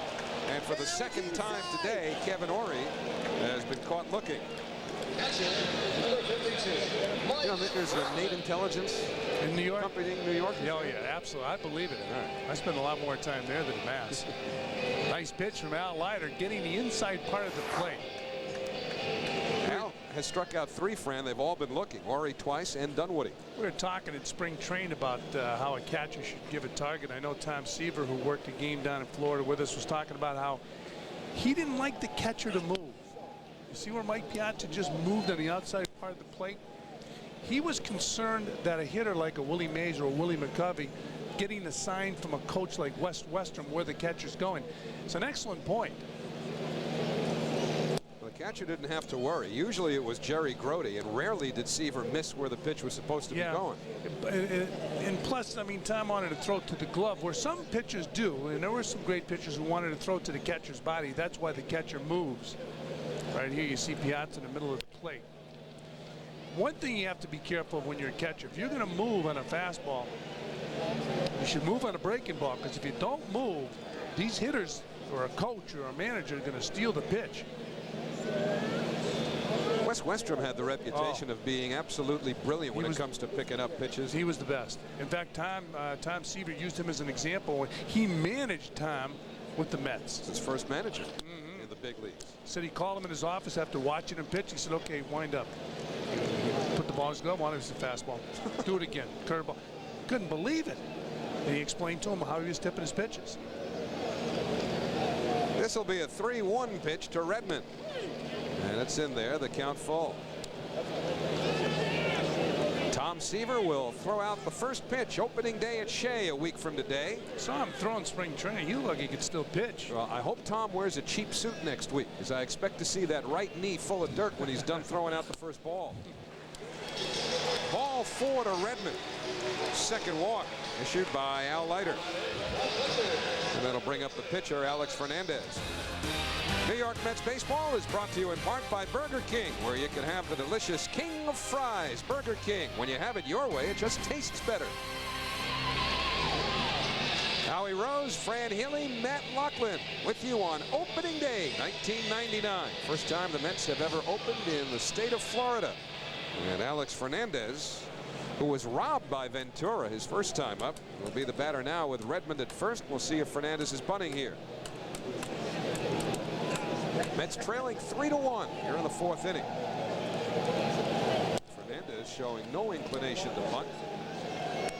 Leiter missed. It's ball 1.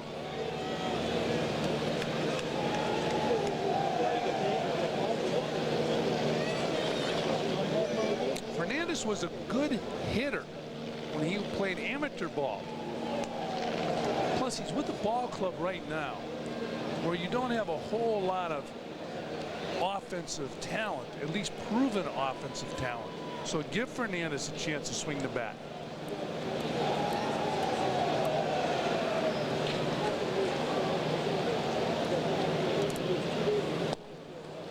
Want to rethink that? I'll tell you, if it was another club, they would have him bunting the ball. But right now, they're going to let Fernandez swing the bat. Would you say there was a little loop or hitch in that swing? Well, I'm sure he's a pretty good. I mean, he doesn't hit enough, but you know, he played some pretty good college ball here in Florida, and he did a nice job right there pulling his head. 1 ball, 1 strike, 1 out. Redmond, the runner at first. And the fastball, and is a little bit behind it. Not a bad swing. Basically, the reason they're letting Fernandez hit is because Castillo's batting next. See if Fernandez can pick up a base hit. You would certainly manage differently managing the Marlins because you have so many young players who are not proven in the major leagues. And the one question they have about Castillo is his bat. He's in the lineup because of his glove. And his speed, too. If he gets on, he can steal a base. And Fernandez again bounces one towards Ventura. This time it's foul. He had 6 extra base hits last year. Remember that? I mean, that's not bad. You consider or 2 years ago, excuse me. Consider that he'd been an American League pitcher, which means they don't have to hit. Comes here in the National League where they play real baseball. Had 6 doubles. Hanging in there. They have to rethink that scouting report. Still 1 and 2.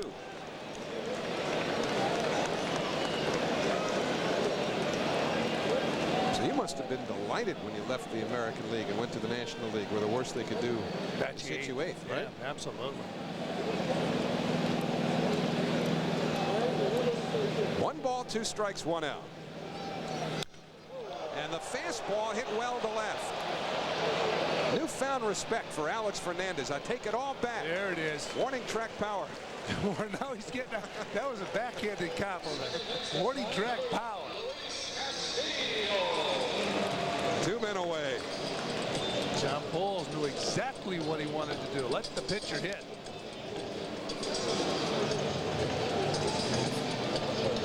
So with 2 out, Luis Castillo coming up. Mentioned he could run. He stole 41 bases in the minor leagues last year. Castillo did, playing at Charlotte.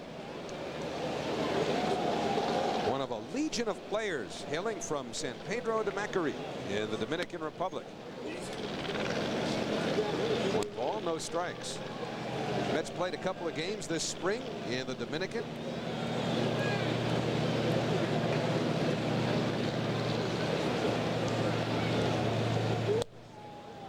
Inside, 2-0. First of 3 here in Florida. Then the Mets will go to Montreal, and Bobby Valentine today announced that Oral Hershiser will start the 4th game of the season, the first one against the Expos. McRae with a long way to go, and he can't get it. And the Mets get a favorable bounce. A big break for the Mets. Again, there's that rubber warning track that gives you so much giddy-up on those bounces, and so the Marlins lose a run. Redmond's got to go back to 3rd. Now John Bowles will say, you know what, if I bunted Fernandez, I have another run.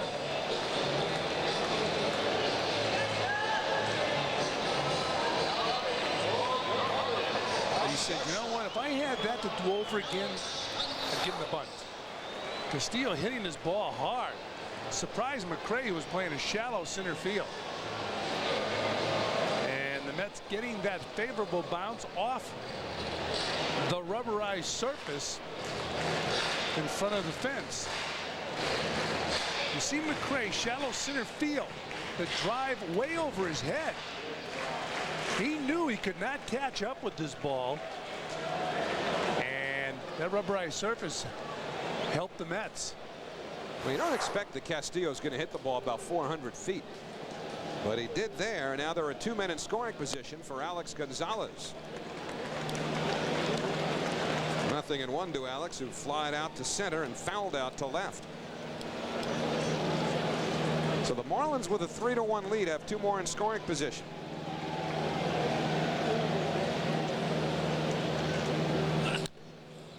Off his foot. And Leiter ahead now 0-2. Piazza, just before he hit a broken bat, fly ball off the warning track for a double in the first inning. It fouled one off of his foot. And now Gonzalez in somewhat similar pain. The So I guess Piazza's was off his knee, huh? Yeah, hit it right off his kneecap, his right kneecap, which would be his pivot foot while batting. Usually, you know, you do some damage, you do it on that front leg. It's unusual when you do it on the back leg. Swing and a miss. He got him. A foul tip that's held by Piazza. So again, Leiter works out of some trouble. No runs. A hit. 2 left in scoring position. We go to the 5th.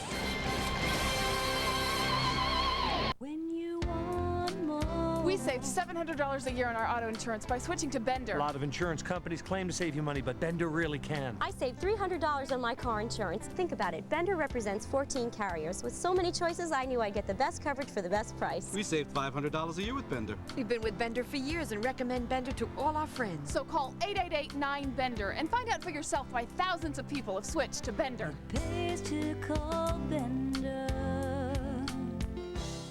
Long Island's hometown team is back. Tickets for the final 99 home game are on sale now. Saints fans, get ready for more scoring. Bring it on. More hitting. Bring it on. More action. Bring it on. The Saints go into battle for the first time against the Toronto Rock. 7:30 Friday at Nassau Coliseum. The best 4 quarters of excitement for your dollar. Great seats are on sale at the Nassau Coliseum box office and Ticketmaster. And kids tickets start at just $6. Get ready for New York Saints lacrosse action. Hometown team. Hometown pride. Save me! Save me! Come into Franklin Square Ford and you can save me and lots of other Ben Franklins when you buy any new Ford, a new conversion van, or a quality pre-owned car at Franklin Square Ford. Franklin Square Ford will beat any competitor's price, or you can take home $3,000 worth of Ben Franklins. But I don't want to go home with them! Franklin Square Ford, 690 Hempstead Turnpike in Franklin Square. Get all the latest news, scores, and highlights and hear from some of the biggest names in sports. Marv Albert hosts National Finance Sports Desk, weeknights on MSG. Fox Sports Net New York, home of the Mets. Right-handed reliever Brian Edmondson is now up in the Marlins bullpen, loosening up, and that's because Alex Fernandez, the starter, is coming close to the 100 pitch count. As Howie and Fran have mentioned throughout, he is bouncing back off of rotator cuff surgery in October of '97, his first start. Since then, John Bowles told me before the game it would be 100 pitches, no more for Fernandez. They don't want to take any chances. They realize how much he means to this franchise, whether it's down the line to help them win or maybe acquire prospects. So it'll be 100 and done for Fernandez, and so it looks like Edmondson will be in before long. All right, Matty, and for the play-by-play as we go to the 5th inning, here's Fran Healy. All right, Howie. Thanks, boys. Edgardo Alfonzo. You're welcome, Matty. It's 1-0 as Alfonzo takes ball 1. Alfonzo owns a .333 career batting average against Florida as he takes a ball. That .333 batting average is his best average against any National League team. Score is 3-1 in favor of Florida. Fernandez's fastball is up high. 3 balls and no strikes on Alfonzo.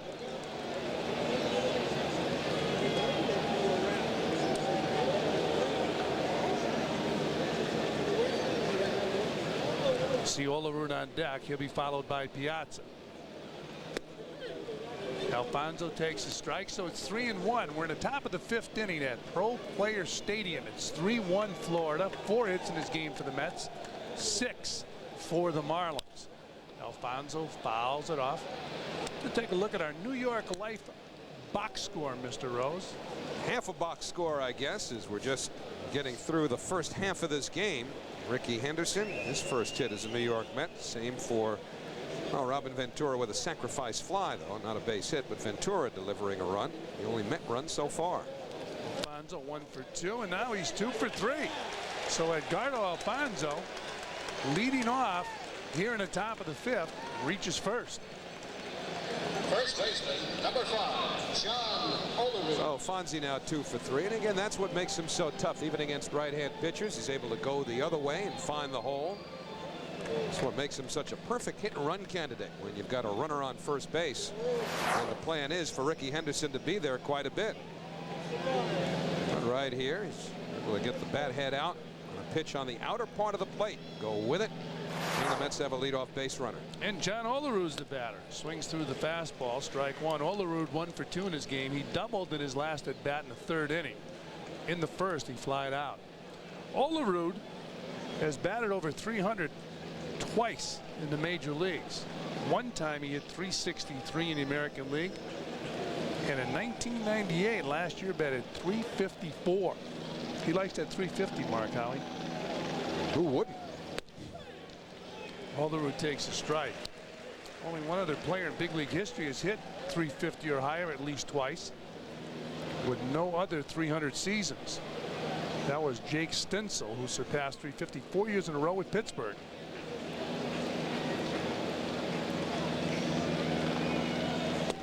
Olerud takes strike 3. Good pitching by Alex Fernandez to get Olerud looking. Oh, you don't see that very often. Good morning, good afternoon, and good night to John Olerud. 3 pitches, and Alex Fernandez has the strikeout. For Fernandez, his 4th strikeout of the year, and a pitch that catches the outside corner.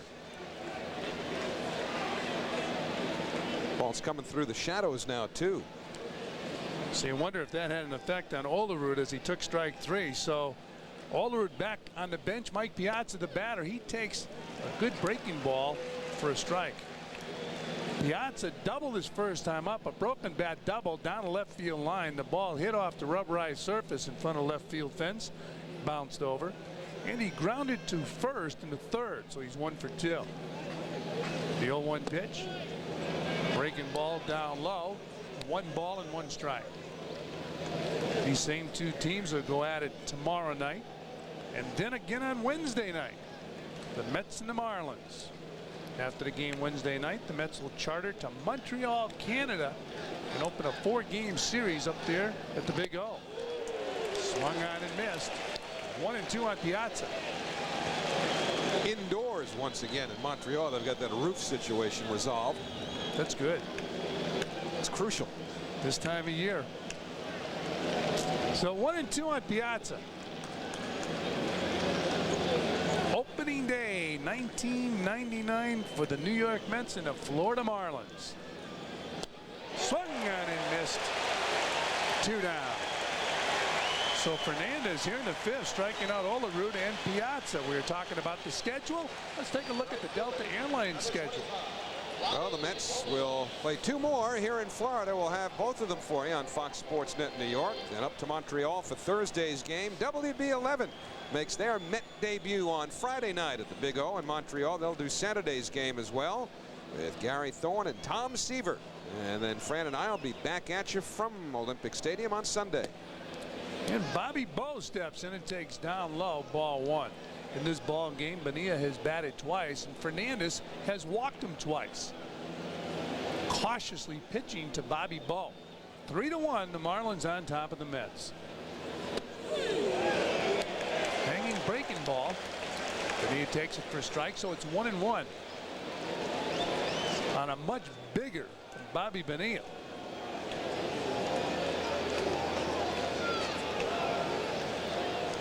And the 1-1 pitch.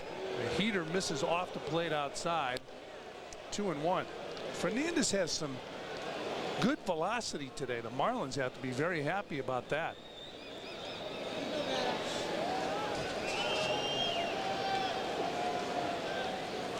The 2-1 pitch is down low, ball 3. They say he was hitting 90 pretty consistently by the end of spring training with his fastball. They say he worked extremely hard to come back. He worked all last year and again during the winter months this year.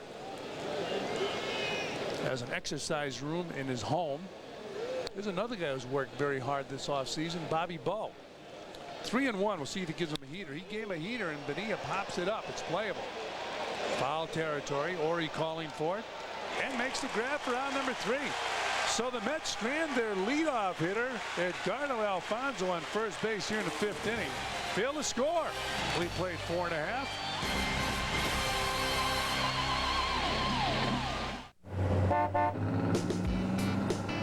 Hey, Budman.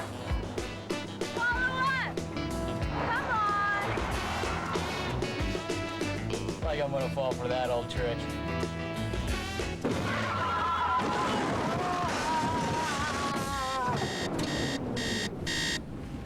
Not so good. All 4 barricades, huh?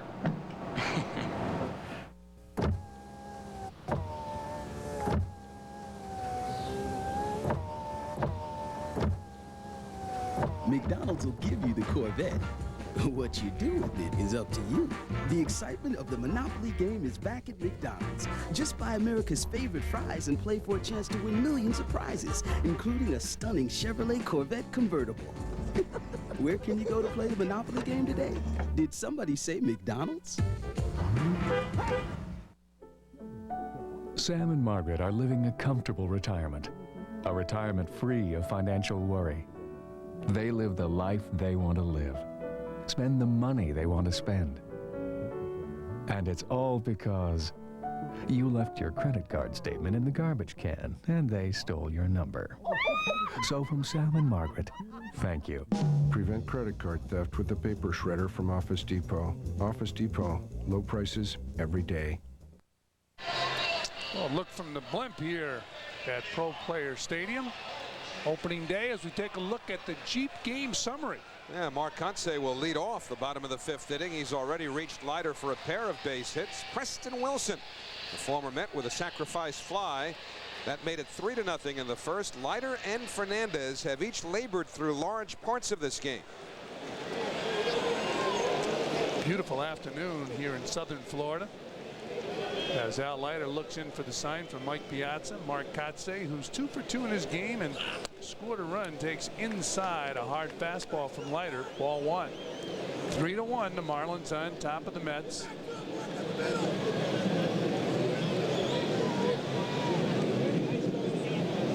And the 1-0 pitch to the Marlin right fielder. He takes a strike. 1 ball and 1 strike. Kotsay had 20 outfield assists last year. The most by a rookie in the major leagues in 30 years. Takes outside. 2 balls and 1 strike.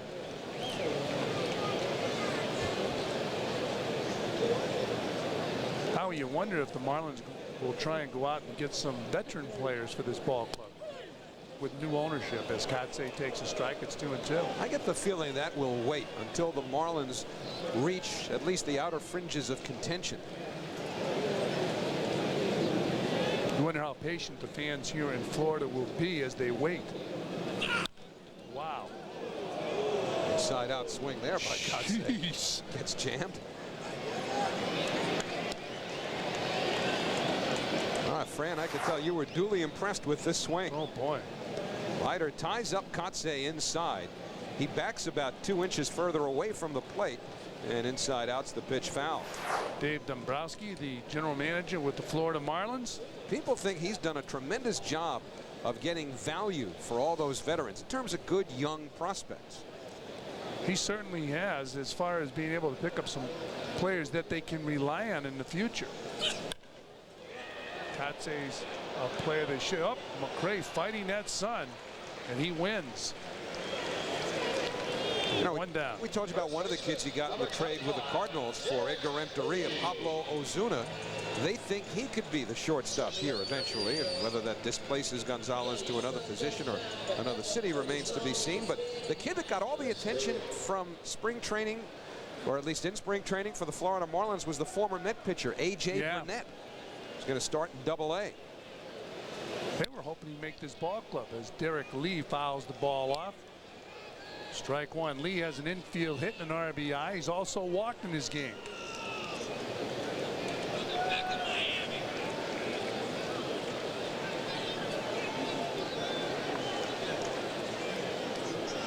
And 1 on the Marlin first baseman. He takes outside. 1-1. Again, you're watching Mike Piazza behind the plate, and he's framing the ball similar to the catcher Mike Redmond of the Marlins. And the 1-1 pitch. Swung on and missed. 1-2. Burnett, Fran, was one of the kids the Mets gave up when they got Al Leiter from Florida. Another one of them, Jesus Sanchez, will pitch against Bobby Jones here on Wednesday. And Leiter's 1-2 pitch is up high to Derek Lee. You know, Dave Dombrowski was put in an impossible situation, having to dismantle a world championship team and get the right prospects. I mean, they all look good when you get them, but as they start to perform in your farm system and have success and then reach the big leagues, and Sanchez was impressive last year, you start to feel like you might have done a few things right. And how patient can fans on the major league level be, waiting for young players to develop in the minor leagues? It's 3-2 now on a young player, Derek Lee, who last year hit 17 home runs and drove in 74 runs for the Marlins. He scorches this ball into left field. Should be an easy double for the 6'5" Derek Lee. Boy, he's got a nice swing.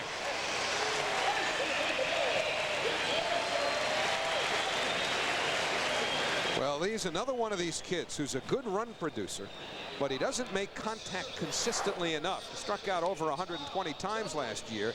Here the pitch is just above the belt, and Lee is able to turn on it and scorches it down the left field line. Easy double for Derek Lee. So with one out, the Marlins have a runner in scoring position here in the 5th, trying to build on a 3-1 lead. Remember, Bobby Valentine was saying before the games, the pitch count is irrelevant. It's the kind of pitches they are. In other words, does he labor to throw 100 pitches inside of about 5 innings? And that's the direction Leiter's headed here today. And so Josias Manzanillo is getting ready in the bullpen. Leiter's first pitch to Todd Dunwoody is outside ball 1. Dunwoody is 1 for 2 in his game. He singled in the first inning, driving in a run, and struck out in the 3rd. Speaking of the young players striking out, last season he struck out 113 times. And didn't walk much either. No. He just took outside. 2-0. But you're right, they have some good young talent on this Marlin club.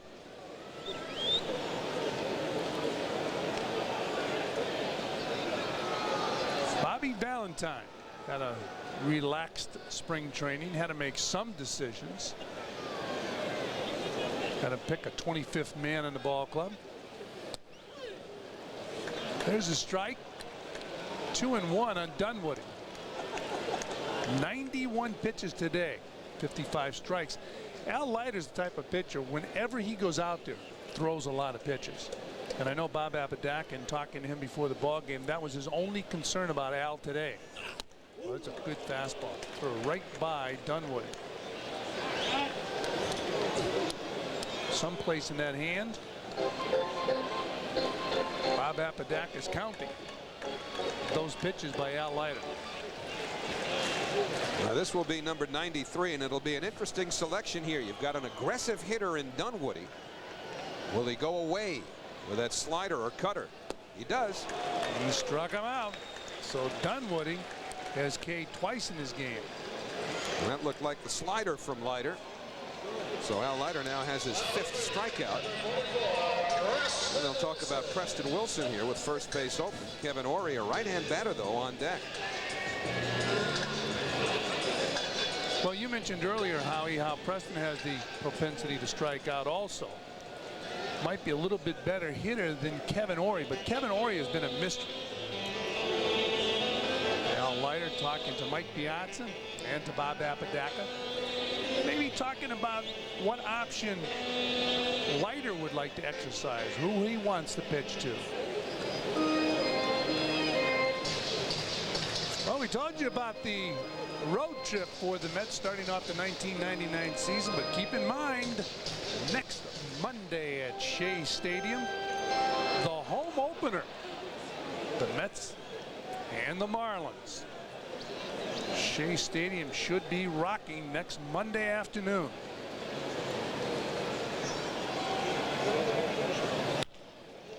Wilson pulls the foul, strike 1. I think, Fran, one of the most memorable opening days at Shea ever was 1983 when Tom Seaver made his return to the ball club, walked in from the bullpen, standing ovation as he took that long walk from right field. Tom will be throwing out the first ball next Monday.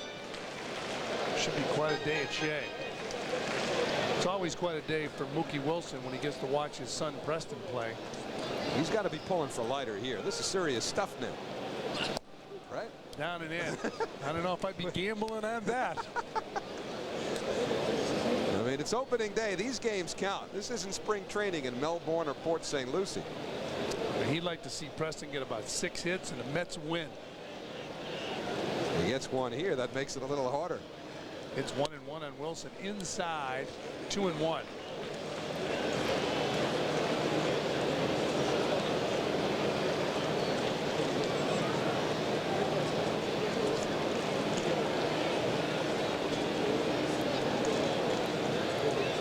Hershiser. He'll be pitching in Montreal against those Expos. Inside, 3-1. Nice shot of Hershiser with Bobby Valentine. Tommy Lasorda said one of his favorite pitchers is now going to pitch for one of my favorite managers in Bobby Valentine. There's Oro.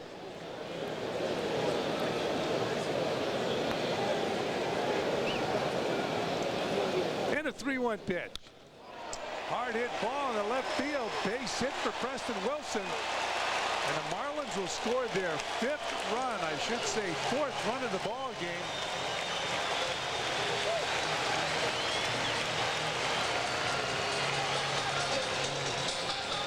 Well, Mookie's doing a pretty good job then of disguising those emotions, but Preston Wilson can certainly feel good about picking up his 2nd run batted into the game. He had a sacrifice fly in the 1st inning, and here Leiter tried to get in on him, and he did.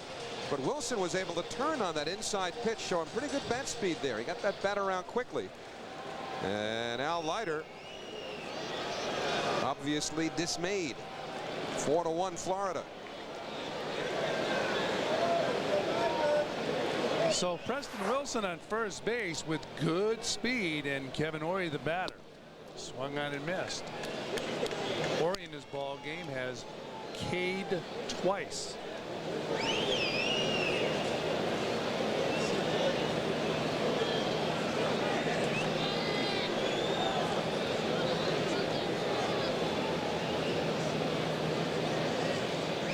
And the 0-1 pitch is down low.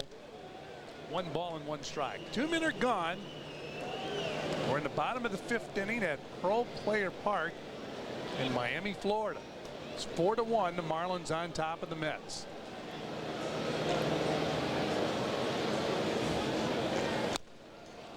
Fouled off. 1-2.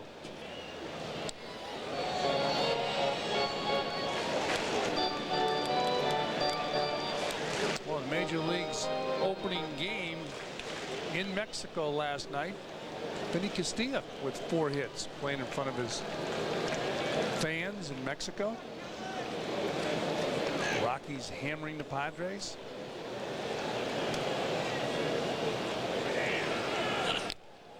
Foul tipped. So Ory stays alive.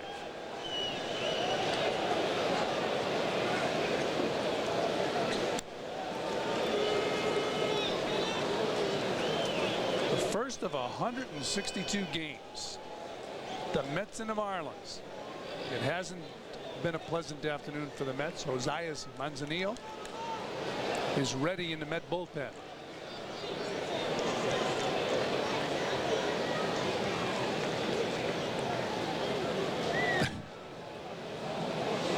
It's almost a game of tag Olerud and Wilson have going now.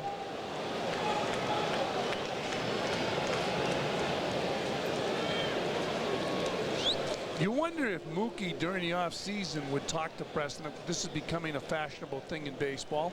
First baseman holding a runner on first in this manner. Probably asking his dad, how would you manage if you were on first base? What would you do? I'd say I'd run. And he did. Inside, it's a ball. And Preston Wilson with a stolen base. Well, if you're related to William Hayward Wilson, you're going to steal your share of bases. And after the cat and mouse game between Leiter and Olerud and Preston Wilson, Preston took off on a 1-2 pitch and has his first stolen base of the year.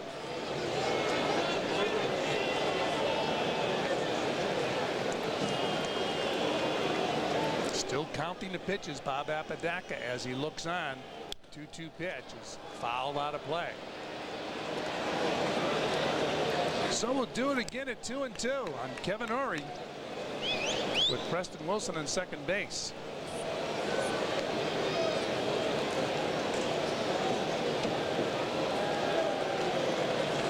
Mets winning 88 ball games last year. They will try and better that record here in '99. There's a fly ball in foul territory and out of play. So once again, the count stays at 2-2. Well, Al Leiter is not the only ace who struggled today on opening day. In Los Angeles, Kevin Brown, pitching for the Dodgers against Randy Johnson of the Arizona Diamondbacks, has given up 3 home runs. 2 to Bernard Gilkey, 2 solo homers, Gilkey the former Met, and a 3-run homer to Jay Bell. Everybody tomorrow is going to be going out getting laser eye surgery. That's right. That's what Gilkey did during the offseason. Not a bad idea if it means getting rid of those glasses. But 5-2 Arizona over Los Angeles in the 6th inning at Dodger Stadium. And a 2-2 pitch. There's a drive to left field. Henderson goes back and plays it off the wall. Preston Wilson scores, and Ory in the second base is safe. Ory scorched that ball off the wall. It's now 5-1 Marlins.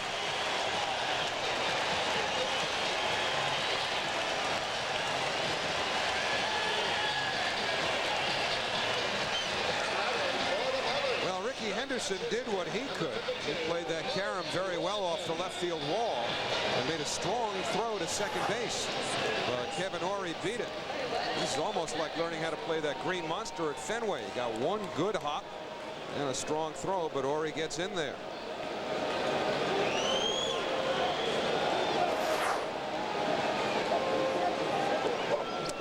So 2 men are gone, and Bobby Valentine, Bob Apodaca have to be concerned about their ace, Al Leiter. Mets trailing 5-1 here in the bottom of the 5th inning. As fast as Preston Wilson is, you figure, well, he might have tried to score from first base, but that stolen base ensured that he would score on the extra base hit. Mike Redmond, the batter. He popped to second base his first time up. He's also walked, and he takes inside 2-0.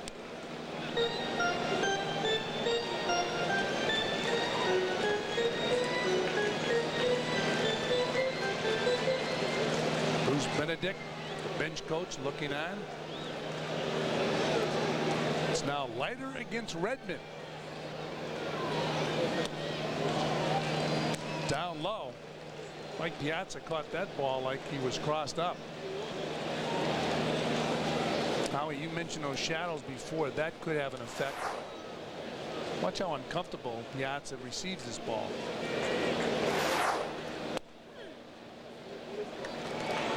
Redmond takes a strike, so it's 3-1 on the Marlin catcher.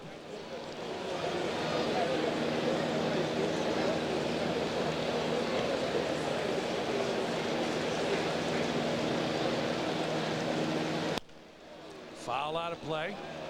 3 balls and 2 strikes. The Marlins a few years back had a catcher here I thought was going to be here for many years. He played his high school ball in Florida, caught for University of Miami. Charles Johnson. Yeah, you could have just about booked him becoming a 10-year Marlin. Yeah. Huh? John Bowles loved him.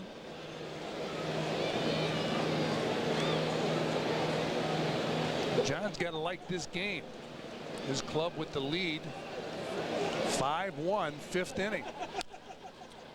Foul out of play. They kind of get down on Charles Johnson here with the Marlins because of his work ethic. They're tough on this work ethic. Renteria's gone for that reason. Yeah, they keep saying the money did not have anything to do with Dave Dombrowski trading Edgar Renteria, who had achieved that Super 2 status and therefore was eligible for salary arbitration. They had Gonzalez ready to go. And the 3-2 pitch. Fly ball left field. Easy play for Ricky Henderson, but it has not been a good easy inning for the Mets because of Preston Wilson and Kevin Orie. They put some good swings on the ball. Because of those swings, after 5, it's all Marlins, and we'll be back. Introducing the all-new Jeep Grand Cherokee.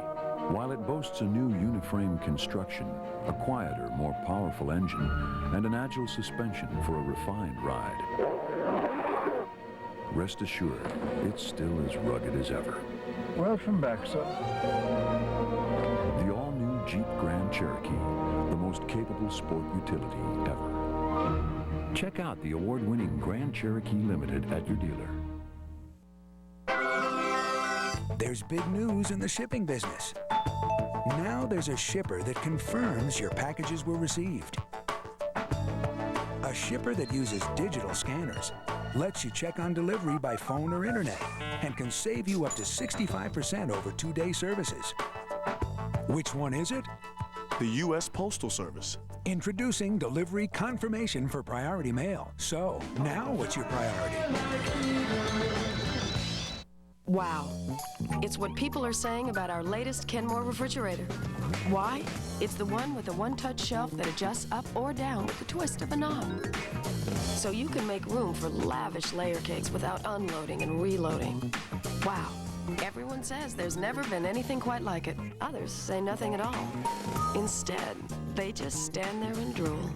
Smart, stylish, simple. In a word, Kenmore, America's best-selling refrigerator brand. Well, tomorrow the Mets get back into action. Game 2 against the Marlins. We'll have it for you at 7 o'clock here on Fox Sports Net in New York. Then on Wednesday, the final game of this 3-game series. First pitch set for 7. Don't forget Matt Lachlan at 6:30. Plenty of Mets baseball coming up this week, so check your local listings. And we have Met baseball right now on Fox Net New York. Fox Sports Net New York as Robin Ventura takes a ball from the new pitcher Brian Edmondson. Edmondson claimed off waivers from the Atlanta Braves last season. And he throws a strike, so it's 1 ball and 1 strike on Robin Ventura. This is where it gets real dicey for the Marlins. They got a pretty promising closer in Matt Manti. It's getting to him that can become a problem. Spring training, the Marlins bullpen did a nice job, but spring training means nothing right now. This is opening day 1999. And Ventura takes the strike. 2 balls and 1 strike. There's Matt Manti. Now the closer for the Florida Marlins, replacing Rob Nen, who has since gone on to the Giants. There's a bounce to the short. Easy play for Gonzalez. 1 down.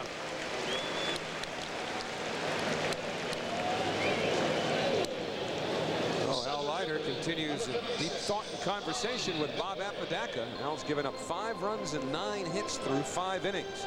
And if spring training didn't matter at all to him before today, maybe now he starts wondering what the carryover effect is and why. I think deep down it matters if you struggle in spring training. I don't care how many years you played in the big leagues. As Brian McRae steps in and takes a strike, he flied out and he struck out. Al Leiter and Bobby Valentine. Mets playing catch-up baseball as McRae takes down low. 1-1. It's 5-1. Marlins on top of the Mets. Pulled to the right side. Nice play by Lee. Talked about his defense earlier in the game. That's a nice play. Shortstop, number 10, Ray Ordonez.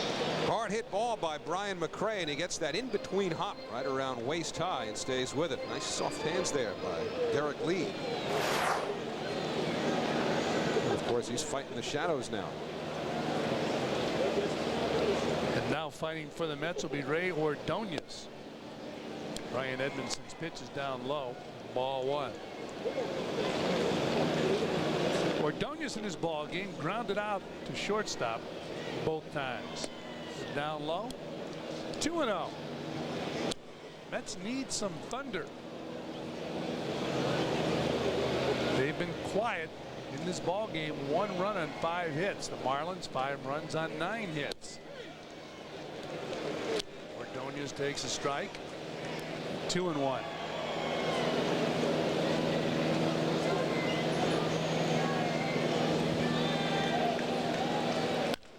And there's a base hit in the gap, left center field. Ordonez extra bases, and he'll hold on at second base.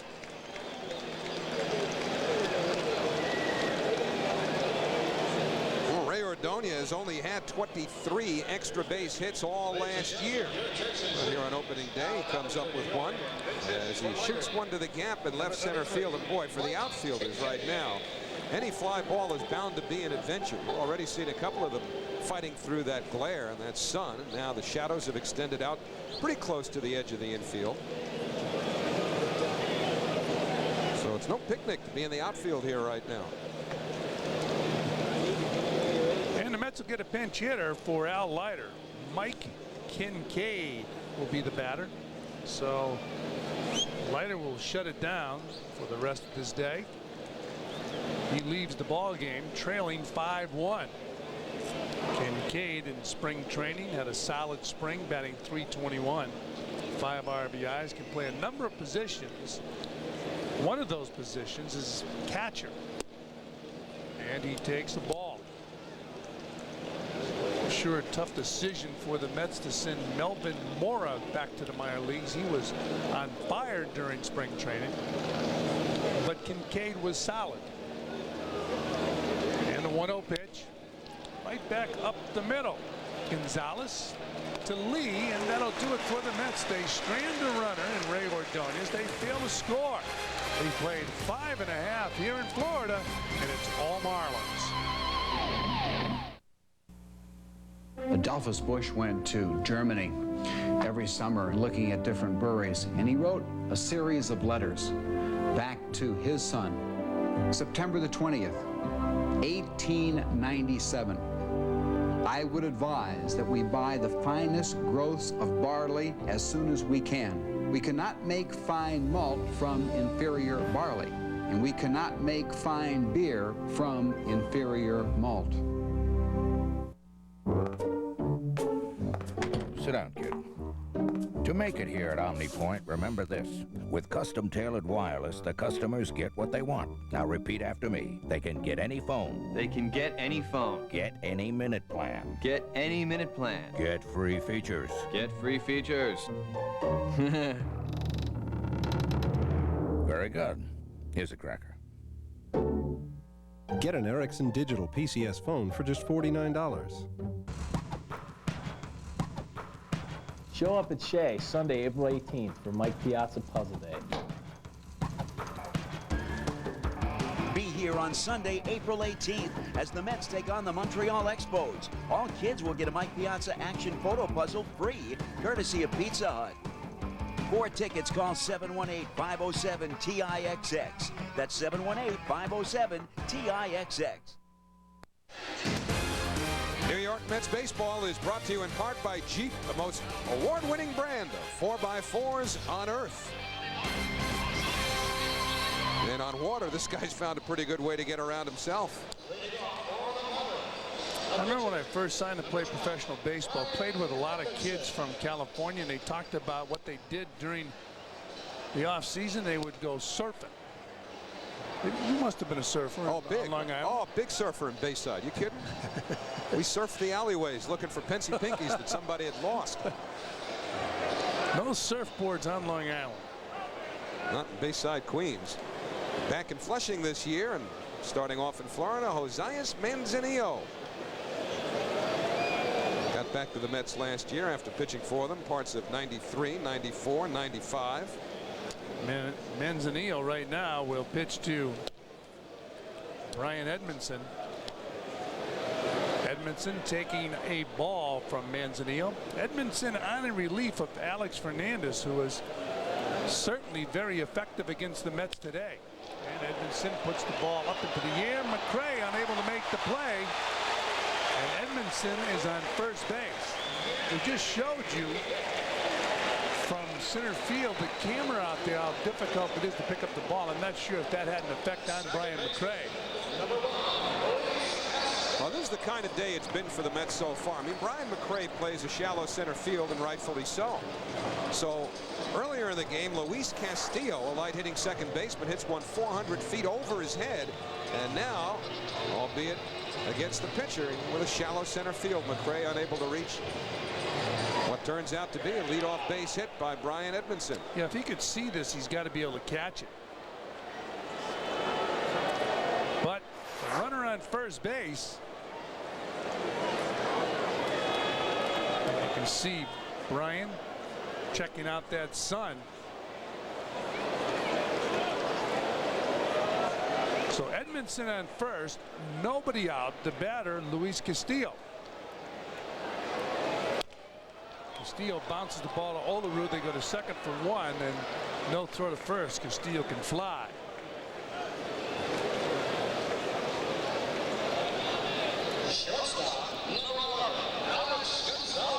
Looks like he's got to be calmed down a bit by Rusty Coots, the first base coach of the Florida Marlins. This is going to be a situation where they're going to put Castillo in motion the way he can run. The batter will be Alex Gonzalez. Gonzalez 0 for 2 in this game. See, when you hit a 400-foot double your last time up, and you hit a little dinker to the first baseman on one hop, I guess you're thinking, well, I should hit him 400 feet every time up. That's the kind of look Castillo had going. And there he goes. Swung on and missed. Throw to second. They got him. Good strong throw from Mike Piazza to cut down Luis Castillo at second base. Nice throw. Well, Mike Piazza gets a slider to work with. He has to come back up, but he makes a perfect throw right on the money, and Castillo thrown out. Wasn't that easy. That's a tough pitch to handle. 5-1, the Marlins on top of the Mets. A 1-1 count on Alex Gonzalez, the shortstop, who's 0 for 2 in this game.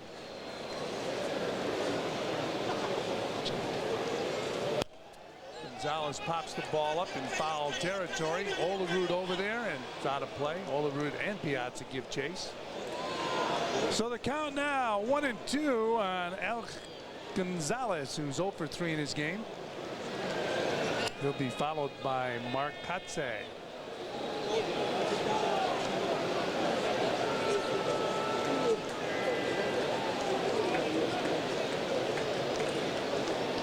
If you're a Met fan, so far it's been a quiet game.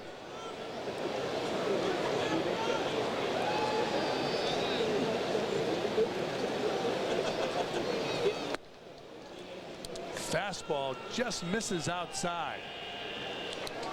Luis Castillo, who has just cut down trying to steal second base on a nice throw by Mike Piazza. 2-2 pitch. Fouled out of play, so we'll do it again at 2-2. You know, Castillo's the only guy who can answer this, and it's just a guess, but he seemed so upset at first base that you wonder if that affected his concentration in building his lead, if he was running on his own and just decided to, even without having had a good lead. But boy, Castillo still appears steamed over his at-bat. You wonder if that carried over into his stolen base effort. He really can't allow it to happen. Up high, 3 balls and 2 strikes. He's probably upset he was thrown out at second base. So it's been an upsetting last 3 or 4 minutes then for Castillo. Boy, 1 400-foot double, and everybody wants to be McGuire. Here's the 3-2 pitch, fouled back. That's a bell ringer to Piazza.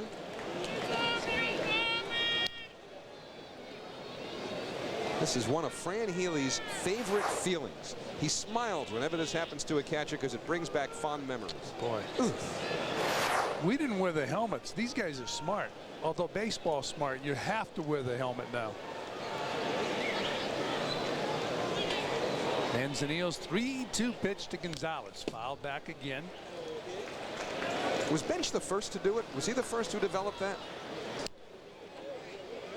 I don't know.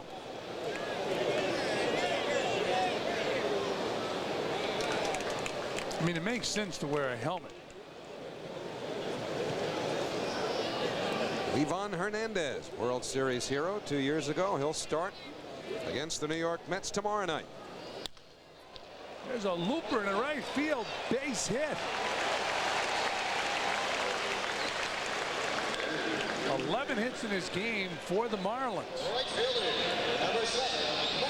Coming up tonight at 10:30 on Fox Sports Net New York. Join the Fox Sports News team for a complete update on all of today's scores and highlights from the national sports scene. That's Fox Sports News tonight at 10:30 on Fox Sports Net New York. And a batter now for the Marlins, Mark Kotsay. Single to left in the first, single to right in the third, fly to center in the fifth.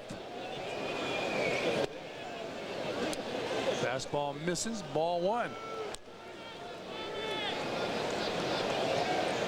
Alex Gonzalez on first base, 2 men are out. The Marlins with a 4-run lead here in the bottom of the 6th inning. It's 5-1 Florida. Fouled off. 1-1.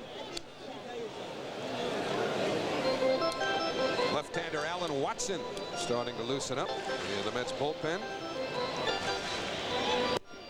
Todd Dunwoody, a left-hand batter, follows the on-deck hitter Derek Lee. Perhaps Bobby Valentine thinking ahead here. Swung on and missed. So it's 1-2 on Kotsay.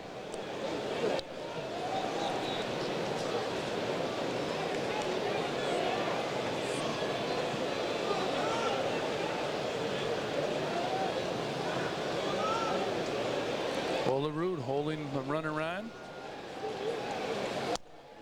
Up high. 2 balls and 2 strikes.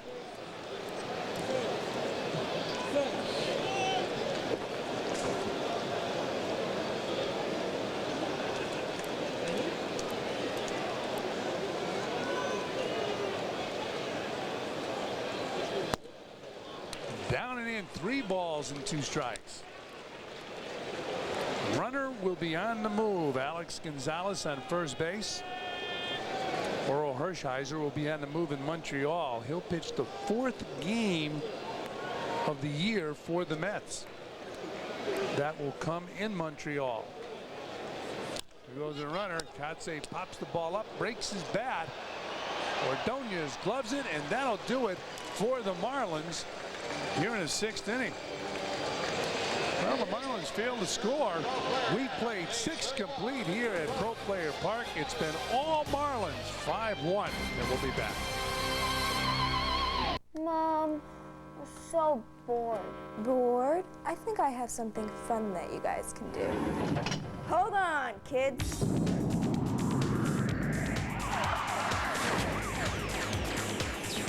From April 23rd to the 25th, meet your favorite Rugrats, Chucky, Angelica, and Tommy at the Fun Zone. Call 847-0100 extension 16 for details. Awesome.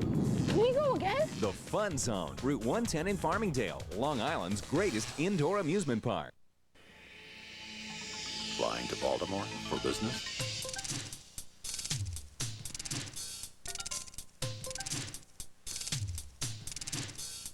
If these 8 reasons don't convince you to fly Southwest Airlines nonstop to BWI, maybe this will.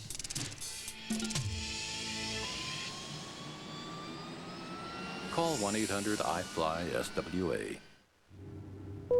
You are now free to move about the country. Step up to the plate at Baseball Plus. Improve your swing in state-of-the-art batting cages.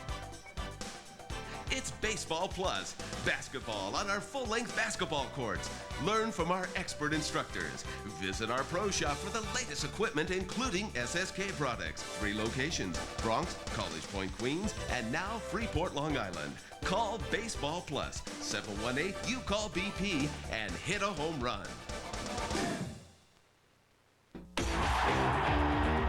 Beat him in the alley? You beat him on the ice. Thank you! Thank you! Goalies are targets. Hall of Famer Phil Esposito breaking down the ice. Nightly at 10 on Fox Sports News Primetime. Our aerial views are courtesy of the Goodyear Blimp Stars and Stripes. Goodyear's overhead coverage is a continuing tradition that began in 1960 at the Orange Bowl right here in South Florida. Well, we go to the top of the 7th inning, and Ricky Henderson steps in and takes up high. Ball 1. Now back in with the play-by-play, Howie Rose. All right, Fran, thank you. It's Henderson, Alfonso, and Olerud trying to get the Mets going here, trailing 5-1 here in the 7th. Downstairs, 2 balls, no strikes. Ricky hit a single to right in the 2nd inning. That's what he has to show for 3 trips.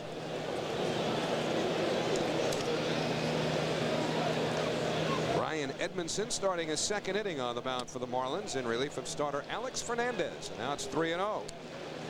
Fernandez went 5, throwing 95 pitches, just about the amount that manager John Bowles had felt he'd hold him to. Al Leiter threw 124 pitches over 5 innings for New York.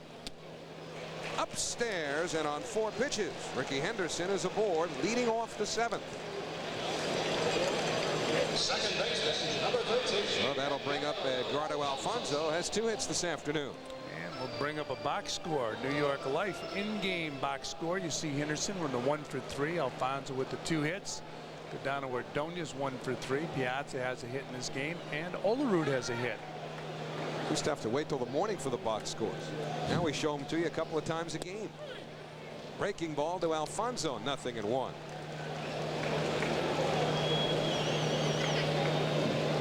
Single to short, beating out an infield hit in the 1st, and then hit a ground ball single through the right side in the 5th inning. Mets down 4 runs here, so you don't figure that Henderson will be going as Ricky measures his lead. And the slider misses. 1 ball, 1 strike on Alfonso.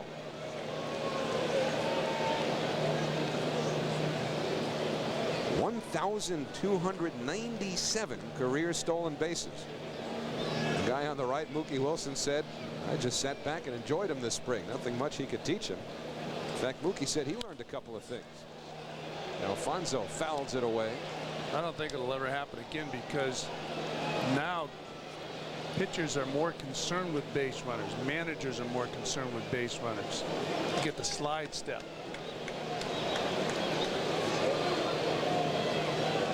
One of a kind, Ricky Henderson.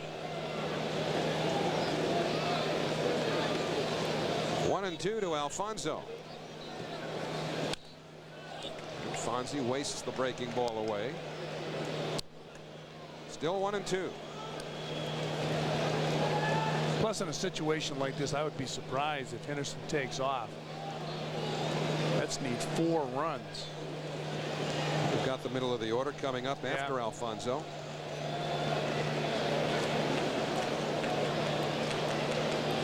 And the 1-2 pitch, low.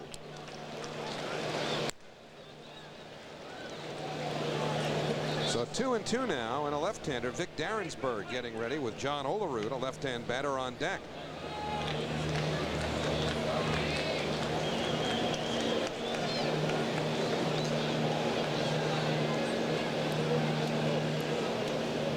Henderson not running, and Alfonso to the left side. Nice stop by Gonzalez. Out at second, out at first, a double play. Ordonez-like.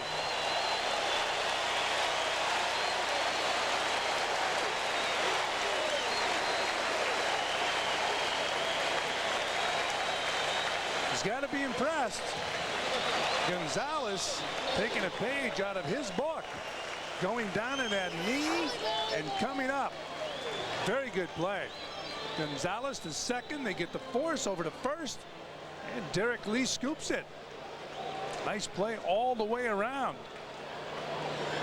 A good play by Castillo, too, to handle that high throw. So now Olerud with nobody on and 2 out. Pitchers love that double play.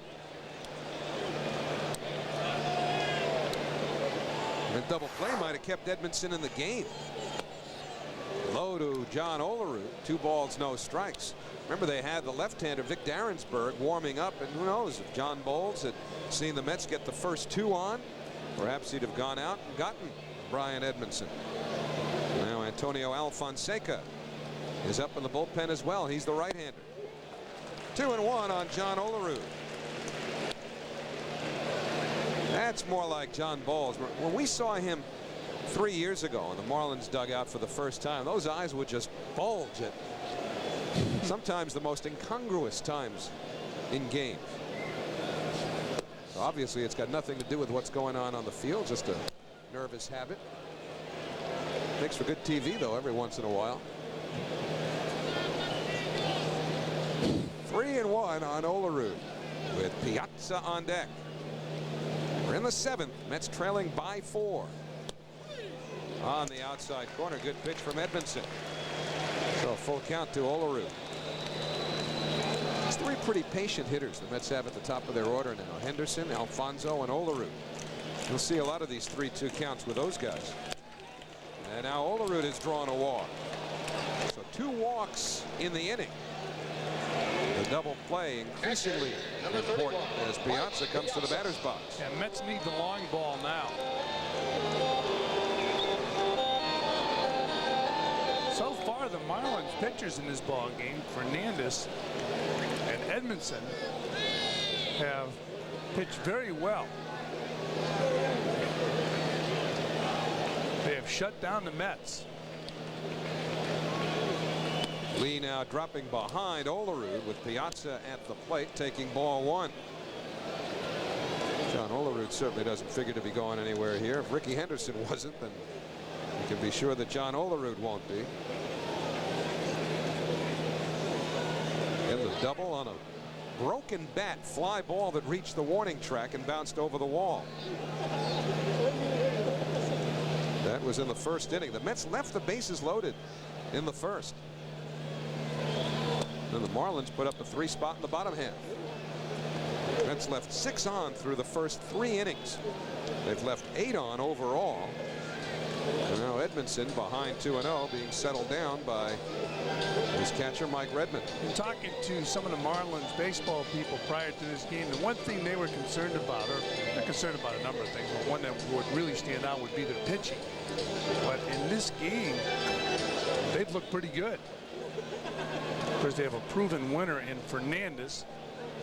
They're hoping to get him back completely healthy. 2-0 to Mike Piazza. And a strike at the knees.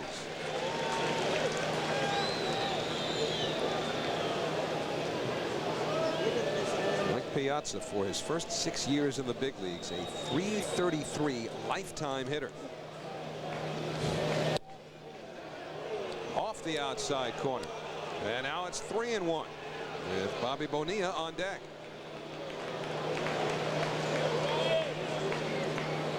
Mike hit 2 home runs this spring. Bonilla 1. And the 3-1 pitch slowly to short. Gonzalez throws out Piazza, side retired. So a sparkling double play initiated by Gonzalez gets the Marlins out of possible trouble in the 7th. Time to stretch at Pro Player. You know something, Lou? Yeah? I know why we got fired. Too much of your yapping and not enough of this. What's that? Hey, that was uncalled for. Oh, and electrocuting us last year was okay. That was a joke. Ah, you like jokes, huh? Here's one for you. 2 frogs walk into a bar. One of them does this. Ow! Slap the punk. Call security. Who's your daddy? Yeah, hey. Ow! Want a piece of me? Frankie! Look, he's changing colors. Come on, squirt some tears, punk. Frankie, I think they're upset.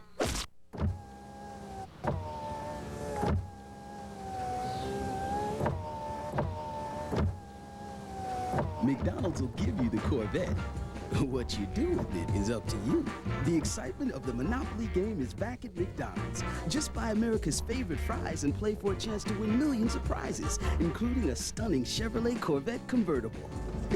Where can you go to play the Monopoly game today? Did somebody say McDonald's? Get digital at The Wiz, where all the latest technology and all the digital brands you want most are right here, right now. Hear the power of Dolby Digital Sound. You won't believe your digital ears. Discover the world of digital video. You won't believe your digital eyes. More digital madness than you can ever imagine every day of the year. The digital craze goes on. So get digital. The world certainly is. At The Wiz, your ticket to entertainment. Tomorrow, the Devils Royals and Hurricanes face off at 7 o'clock on PAX TV, Channel 31. While on TV 55, the Islanders host Hasek and the Sabres at 7:30. On MSG, Magic and Knicks, that's an 8 o'clock tip-off. While on Metro Guide, it's the Nets and the Wizards, also an 8 p.m. start. And then on Thursday, the Rangers invade Chicago, 8:30 on MSG. So plenty of action coming up this week. Make sure to check your local listings. Last of the 7th, the Mets are trailing the Marlins 5-1. Mets leaving one more on in the 7th inning, so they've left 9 on now through the first 7. And it'll be the middle of the Florida batting order here in the bottom half. Derek Lee, Todd Dunwoody, and Preston Wilson in to face Josias Manzanillo, starting his 2nd inning for New York. And his first pitch hits the outside corner. Lee's had a perfect afternoon. 2 for 2, scored a couple of runs, drove one in, also drew a walk.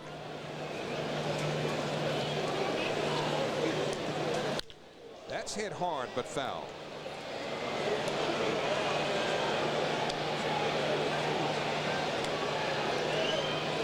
Let's take a look at the Marlins in-game box score. 2 for 4 for Kotze in this game. Lee 2 for 2.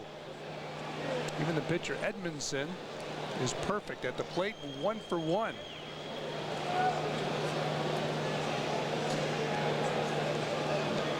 They are hoping to build this ball club around Derek Lee. Manzanillo fans him, 1 away in the 7th. First strikeout for Manzanillo, and Lee will do that. Last year, Derek Lee struck out 120 times. Just a mindset over the past few years in baseball, well, maybe 20 years, that you can go up and take big rips, and striking out is not a big thing. At one time when Ralph Kiner and those guys were playing, striking out would get you sent back to the minor leagues no matter how good your stats were offensively.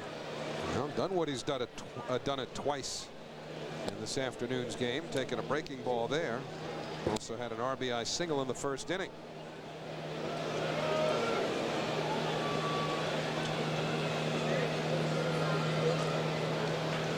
There's that nice shot brought to you by the Goodyear blimp.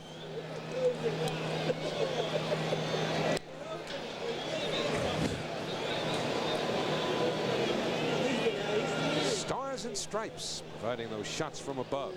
By the way, if you want to learn more about the Goodyear blimp, check it out at www.goodyear.com. Locked them up. They'll check it. 3rd strike call. So Paul Schreiber says Dunwoody went around, and the count now is 2-1. Did he go? Yeah. You think so? Yeah. Center field camera. You show that side angle. He followed through. And the fastball misses. So now 3 balls and 1 strike on Dunwoody. Josias Manzanillo has battled his way back to the big leagues after a variety of arm problems. He's missed 2 entire seasons. Didn't pitch at all in 1988. He had right shoulder surgery. Well, one of the reasons. Dunwoody hits it past the shadows. McRae has to come in to make the catch. Yeah, he initially couldn't pick up the ball. He picked it up and then came in and made the grab. So 2 out, nobody on. Preston Wilson coming up. New York Mets baseball is brought to you in part by Brewery Fresh Budweiser, official beer of Major League Baseball. This Bud's for you. How about the injury Manzanillo, as you look at the Goodyear blimp, the injury Manzanillo sustained as a member of the Marlins pitching staff. Bounce back to Manzanillo by Preston Wilson, and the side retired. So a strong inning by Manzanillo. Elbow and shoulder problems cost him 2 years, and that pitch cost Wilson his bat. Nothing across in the 7th. We head to the 8th. It's getting late for the Mets. They're trailing 5-1. It began as the product of meticulous Japanese design, but it was sent to Europe for finishing school. It was tested on Austria's Alpine roads, refined on Germany's autobahns, and chased on England's racetracks. Now the car that's proven itself in Europe is crossing the pond. Introducing the all-new 99 Infiniti G20. Born in Japan, educated in Europe, now available in America. York is a city of excess. Why one trade tower when you can have two? Why just one Broadway? Why 9 to 5 when New York never sleeps? And like New York, Delta Airlines offers you more, like the most non-stops to more cities in Europe, as well as service from all 5 airports. And as for getting to them, why one bridge when you can have 18? Delta Airlines, putting you on top of the world. Sit down, kid.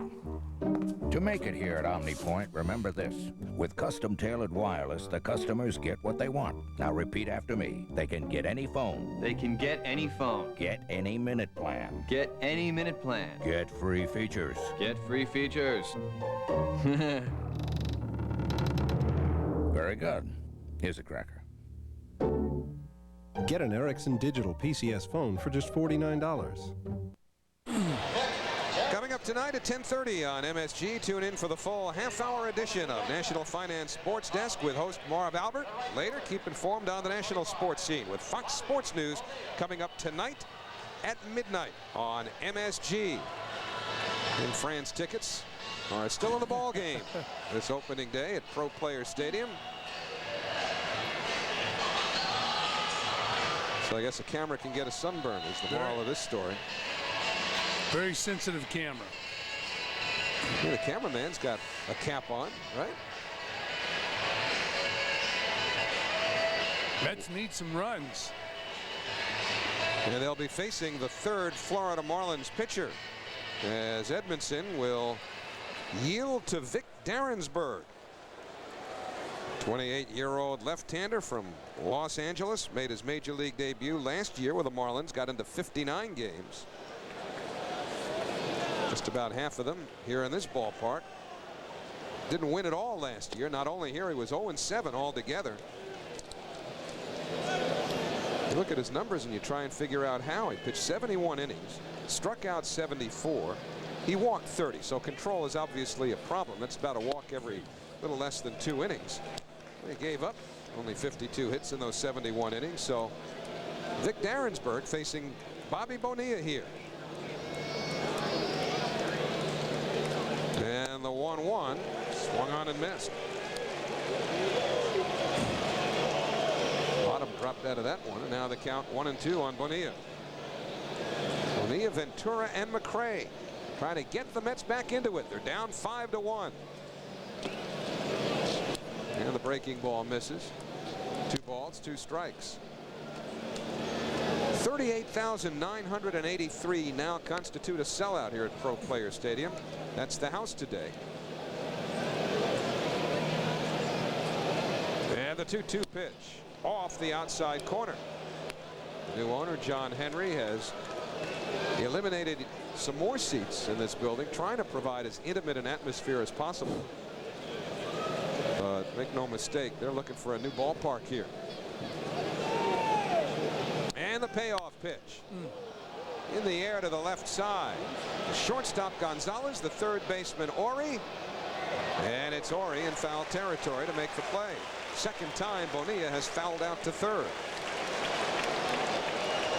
Third baseman, number 4. 1 gone in the Mets' 8th, and Robin Ventura coming up.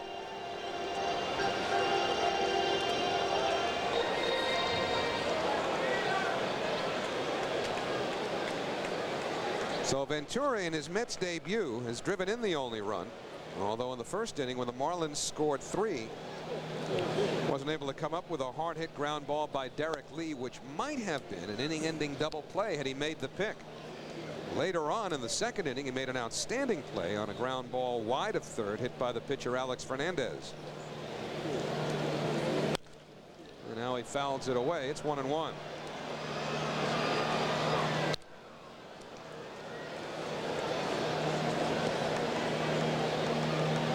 The Mets were in Arlington, Texas over the weekend, and Ventura was soundly and roundly booed by fans who remember his charging the mound on Nolan Ryan.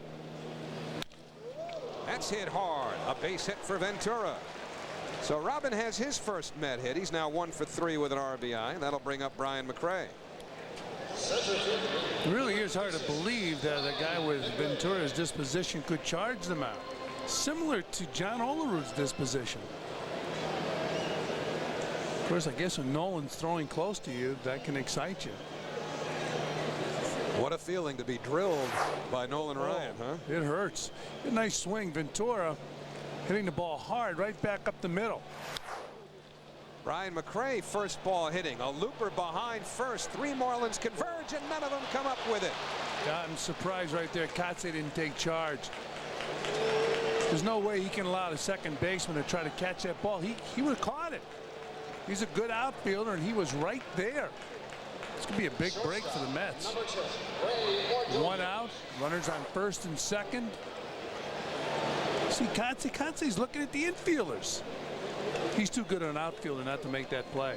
Yeah, the shadows are no longer effective. No. He just wasn't aggressive in taking charge. See if the Mets are able to capitalize, and it's been a very quiet afternoon for the Mets offensively. As far as scoring runs, they only have 1 run in this ball game. They trail 5-1. Ray Ordonez, the number 8 batter, will hit now. Jermaine Allensworth has a bat. He's hovering around the on-deck circle. You don't want to play hit for Manzanillo. Sorry, Fran. When something like that happens, the outfielder has to take charge. If he doesn't take charge, then the infielders are upset. They're not upset if they make the catch, but if they don't make the catch, they're upset the outfielder didn't take over. Low to Ordonez. Ray doubled up the alley and left center his last time up.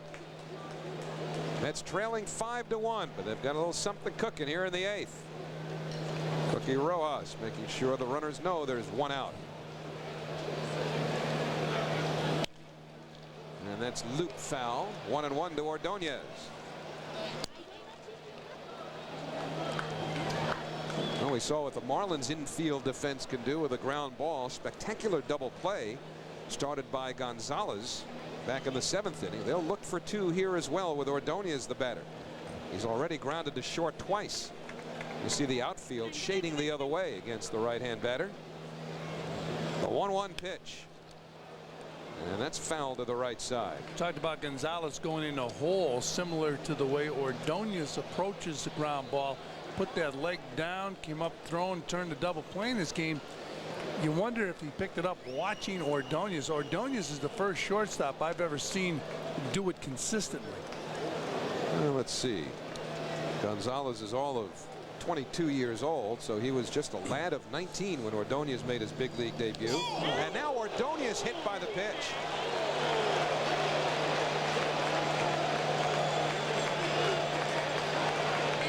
The bases will be loaded, but some concern here for Ray Ordonez.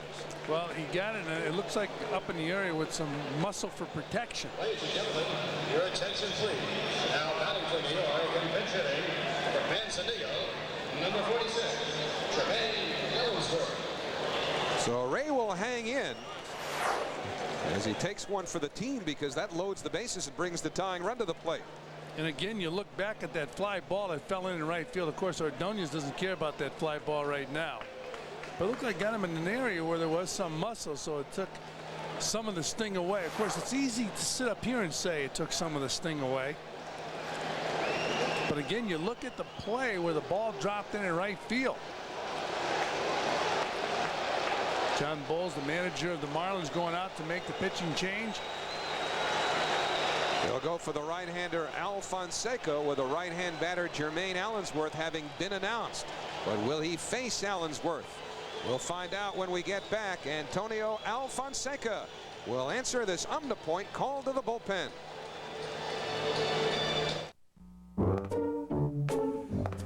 Sit down, kid. To make it here at OmniPoint, remember this. With custom-tailored wireless, the customers get what they want. Now repeat after me. They can get any phone. They can get any phone. Get any minute plan. Get any minute plan. Get free features. Get free features. Very good. Here's a cracker. Get an Ericsson Digital PCS phone for just $49. Get digital at The Wiz, where all the latest technology and all the digital brands you want most are right here, right now. Hear the power of Dolby Digital Sound. You won't believe your digital ears. Discover the world of digital video. You won't believe your digital eyes. More digital madness than you can ever imagine every day of the year. The digital craze goes on, so get digital. The world certainly is at The Wiz, your ticket to entertainment. With QuadraDrive, the only four-wheel drive system that operates at maximum capability all the time, it's no wonder the all-new Jeep Grand Cherokee is one of the safest ways to cross treacherous terrain.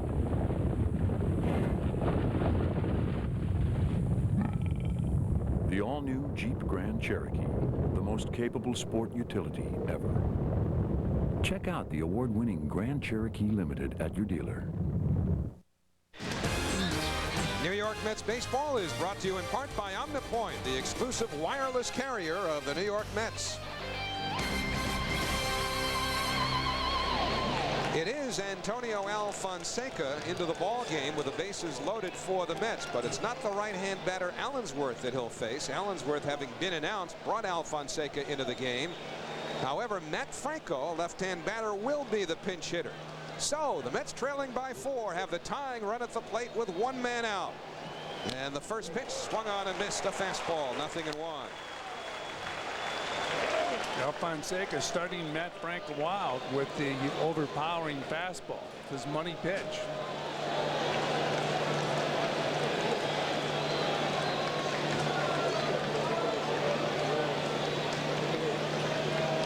And the 0-1 delivery. Line drive right to second, back to first, not in time. So the line drive was hit right at Luis Castillo.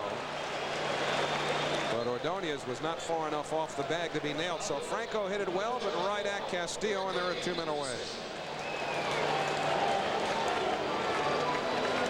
Well, they tell you when you go to the plate as a pinch hitter, get your rips. Well, Matt Franco hits this ball hard, but right at Castillo at second base. And he knew it. And Ordonez just did get back. Took that diving slide, head first slide in the first to beat the throw. So now it's Henderson with the bases loaded. Slowly hit, but right at the third baseman, Ori, who beats McRae to the bag. And for the second time today, the Mets have left the bases loaded. They have now left 12 men on through 8. Alfonseca certainly did his job for the Marlins, inheriting a bases-loaded one-out jam. He got Franco on a line drive, Henderson on a ground ball. We go to the last of the 8th, still 5-1, Marlins. Our values are our blueprint. Integrity, our foundation. Every decision we make, every action we take is anchored in our commitment to always be there for our customers. Integrity is the foundation and the ink with which every policy is written. It's why New York Life is the company you keep.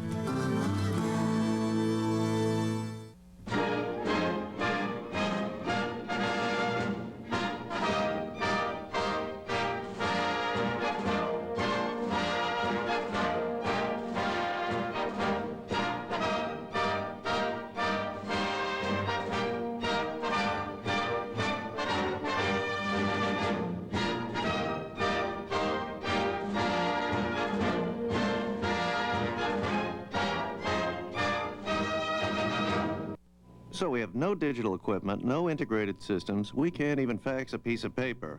We got nothing. Well, I'd still love to work with you. Here's the contract. Oh, great. If business were that easy, you wouldn't need us. Update your office technology with MCS Canon. Hey Mets fans, Pepsi invites you to show up at Shea on Fridays for free admission to the Pepsi picnic area. The first 800 fans with a Pepsi can or bottle will be admitted to the Pepsi picnic area at Shea Stadium for free. Have a great night with your friends and family and enjoy the game from the left field bleachers. The Friday night action starts on April 16th as the Mets take on the Montreal Expos. So bring a Pepsi and show up at Shea for free. Friday, July 9th, not included. Kevin Ori will lead off here in the last of the 8th inning. He engineered the Dodge drive of the game in the 5th inning. Hit the ball hard off the left field wall. Line drive over Henderson's head and driving in the 5th run of the ball game. So Kevin Ori, the recipient of our Dodge Drive of the Game. That made it 5-1 in the 5th inning. Now he faces Turk Wendell as we start the last of the 8th inning. First pitch fouled away. Wendell, the third Met pitcher. Leiter went the first 5. Messias Manzanillo worked the 6th and 7th. And now it's Wendell, who certainly knows plenty about lots of work. Pitched in 9 straight games last September, a new Mets club record. He was working hard in the bullpen earlier in the game, getting that arm loose with that rubber band. You know, as unforgettable, Fran, as that series was in Houston last September, certainly the one home run I guess we'll remember most of the one play was the Piazza 2-out home run in the 9th inning, which tied the last game, and then Hundley won it with a home run in extra innings. But I mean, Turk Wendell, his tank was empty, and it was empty for the last 2 days of that series in Houston. In fact, going into that last game, Bob Apodaca said before the game, under no circumstances, no, 1,000 times no will Wendell pitch. He got in there and threw a lot of nasty sliders like that. Except Piazza wasn't the one hobbling when it was all over. Well, that was a foul ball right there off Mike Piazza. Well, you catchers, man, he's already been beaten up twice today. Let's see where that ball hit. Oh, the toe. Now the umpires have steel plates in their shoes, but obviously a catcher can't do that. So you're wide open to take one on the foot. So that's twice behind the plate. He's been clipped hard, once in the mask, once just now, and his first at bat, he hit one off his knee. 2-2 pitch, fisted foul.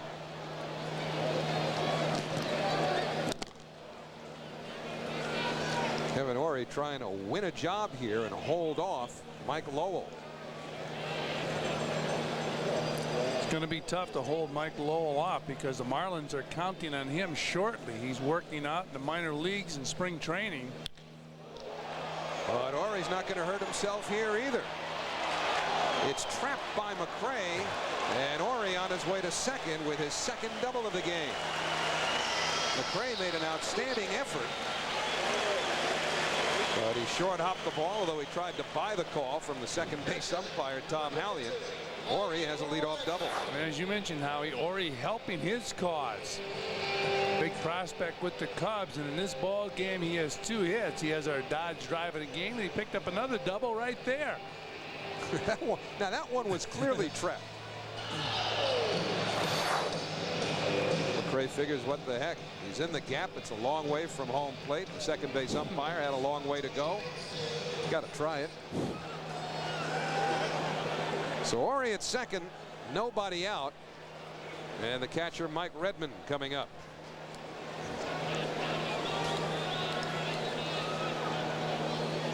Marlins now with 12 hits, 5 runs, 12 hits, no errors for Florida. 1-8-0 for New York. Ory with a leadoff second. Ordonez in behind him.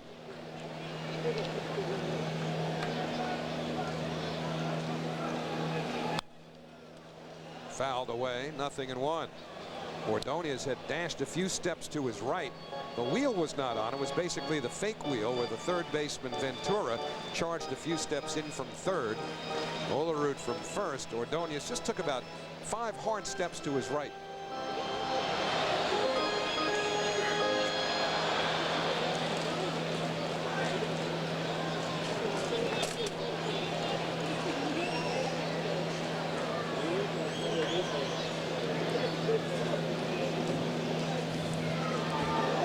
Pickoff play at second. It's the second baseman Alfonso sneaking in behind.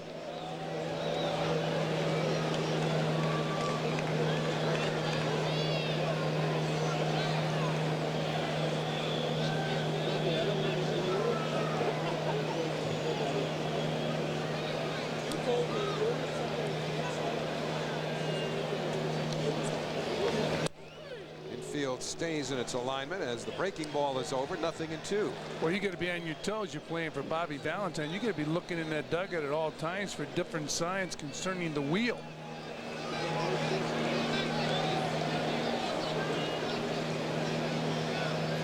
Nothing in 2 to Redmond.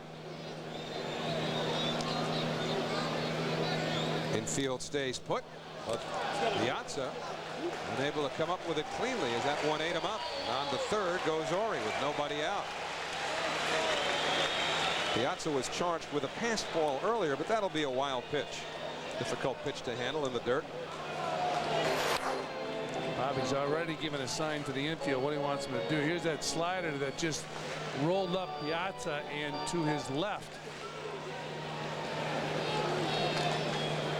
I think it's great for teams in spring training to work on a play when a ball hits the dirt. When a catcher's receiving a ball from the pitcher, as soon as it hits the dirt, break. Catcher's not going to throw the runner out. Mets infield creeps up, but Redmond is out on strikes, one away.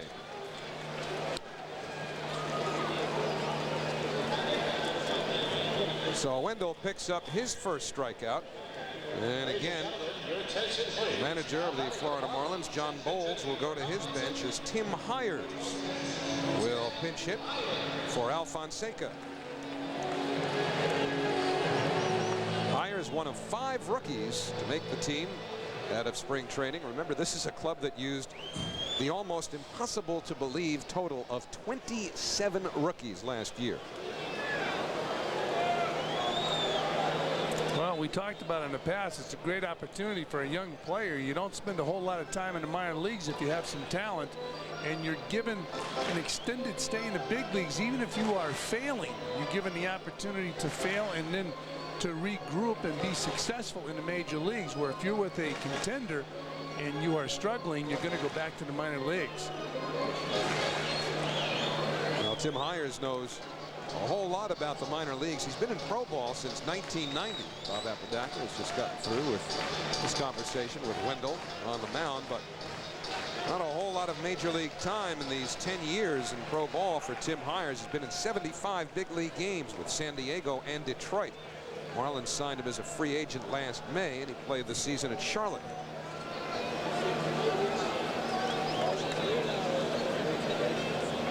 So the runner on third is Ori with 1 out. Marlins already leading 5-1. Again, the Mets infield creeps up. And the pitch fouled back, 0-1. Rick Reed and Levon Hernandez will do the pitching tomorrow night. Hope you can join us right back here on Fox Sportsnet New York. We'll have all 3 here against the Marlins, the first and the last of the 4 games in Montreal. And again, Orel Hershiser makes his Mets debut on Thursday night against the Expos. 0-1 to Hires. He went around. It's 0-2. And Fran, Bobby Valentine is giving Orel Hershiser the option of either flying to Montreal with the Mets after the game on Wednesday night. They don't figure to get to the hotel much before 4 in the morning, or else flying on his own. Well, some pitchers like to go ahead so they can rest. 0-2 to Hires. And that missed. There have also been some legendary players who would go ahead of the team, get into the next town in the afternoon. When the team's night game was over, they'd fly for hours, get into town. As the team's getting to the hotel, that player is coming back after a night on the town. It's got to be a welcoming committee once in a while. And another breaking ball in the dirt. I know some managers shied away from that for that reason. I think you could trust Hershiser. Yes.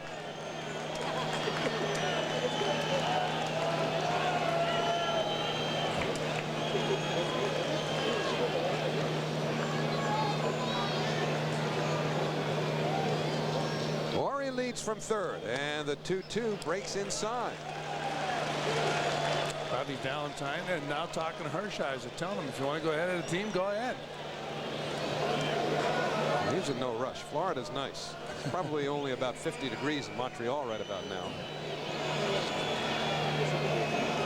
But the count full now on Tim Hires, the pinch hitter. He's batting for Al Fonseca with the Marlins leading 5-1 here in the 8th inning. And Ori a base runner at third. Ball 4, so Wendell lost him. First walk issued by Turk, who gave up the leadoff double to Ori. And now with runners at the corners, to the top of the Florida batting order, and Luis Castillo. Would you be thinking about a squeeze here? Trying to get in that 6th run. Remember now, you're talking about that 400-foot double, Luis Castillo, but He can handle this. This kid can handle the bat. I'm sure. Put the ball in play, get that run across. So we'll see how the Marlins play it here. Ventura, even with the bag, now a step on the grass at third. Castillo showing no inclination. The bunt takes ball one. One thing you want to do also with young players is you want to show them you have confidence in their ability to put the ball in play swinging the bat. And it helps their confidence for the future. You see the 2 for 4 today. A chopper to the right side. The only play is to first. And Alfonso wins the race, but a run scores. So Castillo drives in the 6th Florida run. It's 6-1 Marlins. So it helps his confidence and gives the confidence the manager will have in a player. John Bowles will say in the next situation, let him swing the bat. Castillo looked like today he's looked like he swings a pretty good bat. Well, he's got 2 for 5 on the afternoon, including that long double, and he just drove in a run. And now the shortstop Gonzalez had picked up a base hit in the 6th inning. He's 1 for 4. You would manage this team a whole lot different than you would manage a team that's going to compete all year long. You want to help develop these kids, so you're going to manage in a different manner.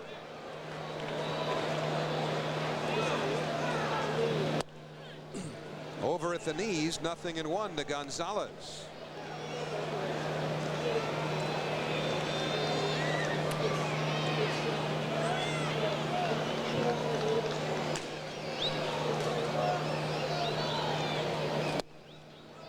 And the slider misses low, 1-1.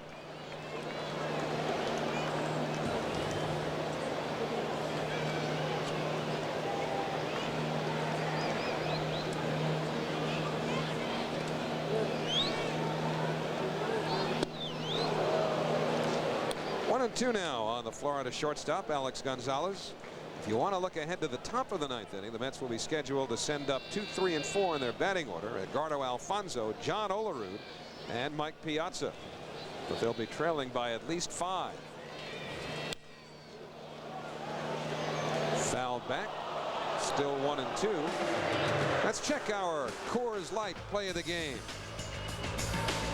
And here's that double play. Nice play by the shortstop, Gonzalez. Outstanding play. It had to impress Ray Ordonez. Certainly did Brian Edmondson, the Marlins pitcher.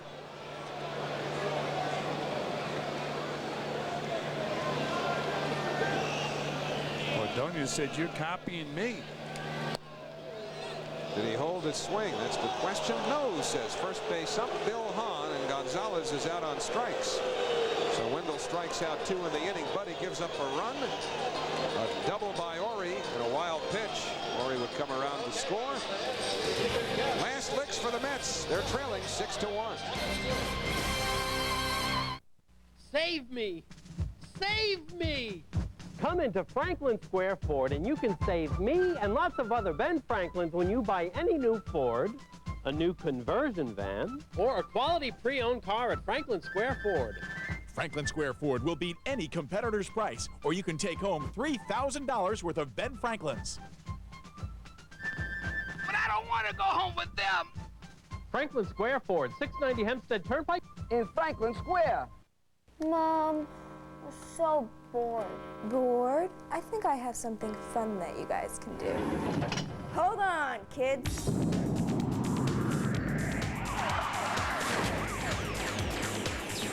From April 23rd to the 25th, meet your favorite Rugrats, Chucky, Angelica, and Tommy at the Fun Zone. Call 847-0100 extension 16 for details. Awesome.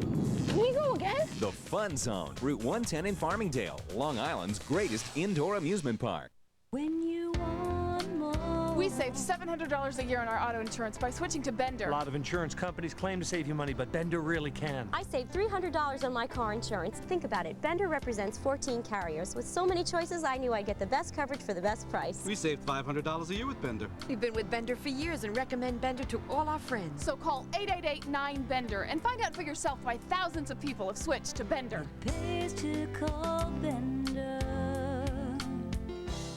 The future of sports journalism in America? You're looking at it. Overly dramatic lighting.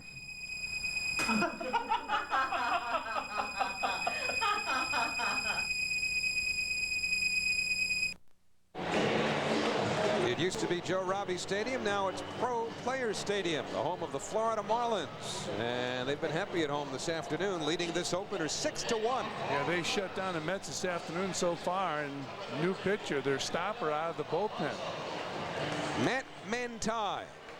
Just the latest in a long list of pitchers, one of whom started this game for Florida, who had rotator cuff surgery and has made it all the way back. Alex Fernandez, of course, stands to win this game for the Marlins, and he missed all of last year with rotator cuff surgery. Edgardo Alfonzo takes a ball to start the 9th inning. They anticipated taking a little bit longer. Once you start back on the field, it's a few more months before you really have your good stuff after rotator cuff surgery. And the fastball for a strike, 1-1.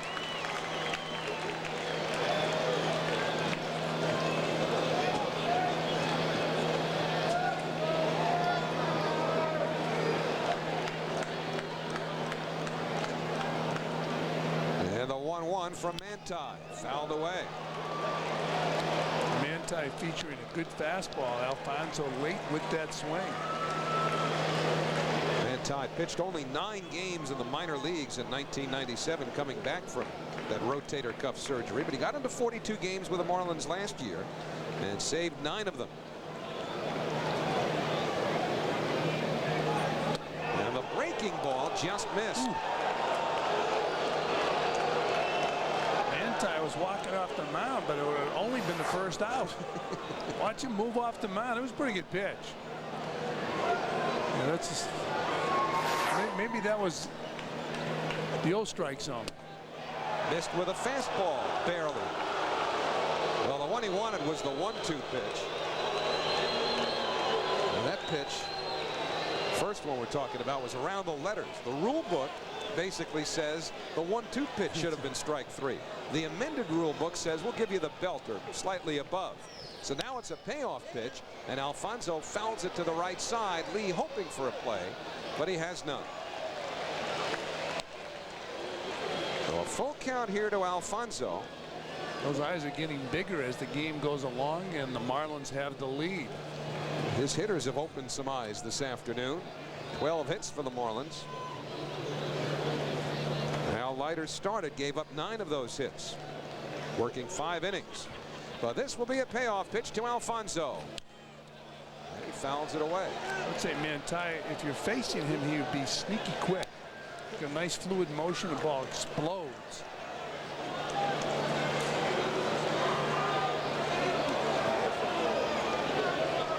He was originally drafted by Seattle. The Marlins took him in that Rule 5 draft in 1994, which means you got to play for that team the next season or else offer him back to his old one. Swing and a miss. He overpowered Alfonso. Boy, he's got a good fastball. Alfonso a good fastball hitter, but Manti just beat him.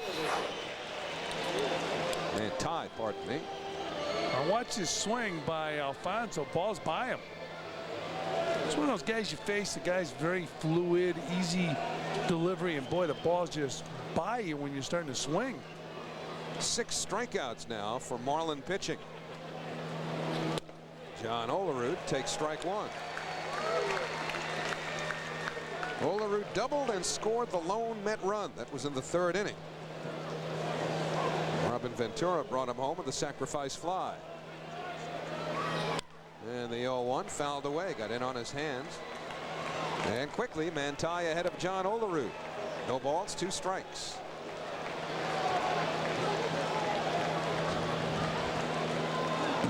An opening day loss is certainly a rarity for the Mets. At least it has been since 1970. They lost their first 8 openers since they came into the National League. They have gone 24-5 since. And Olerud gives this one a ride deep to right center. Kotze backs up, and it's off the top of the fence and gone. A home run. It hit above the yellow line, rolled along the top of the wall, and came back in. But it's a home run for Olerud, and it's now 6-2 Florida.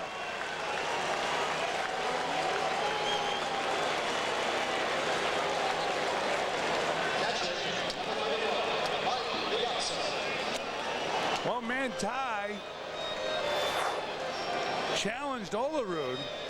He overmatched Alfonso with his fastball, but Olerud getting the head of the bat out there and letting Manti supply the power.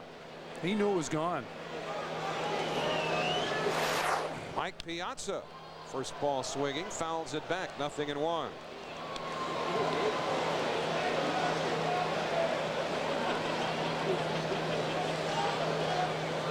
Almost like Olerud shortened his stroke all of a sudden just to get the head of the bat out there.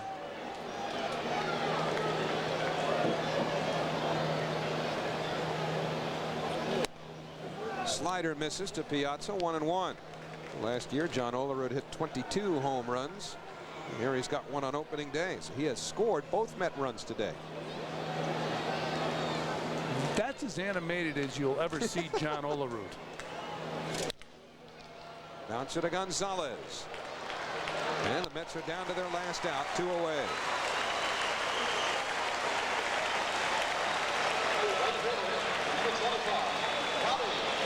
The Mets have not found the big hit today.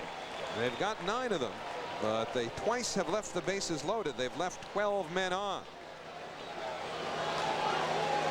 And Manti trying to finish it off now by getting Bobby Bonilla. Bonilla walked twice, fouled out to third twice, and takes the ball 1-0. I'm sure after the Mets saw what Manti did to Alfonso, they decided to turn up the dial when they got to the plate. That's exactly what Olerud did. Whoa. Fastball rides inside. 2-0 to Bonilla.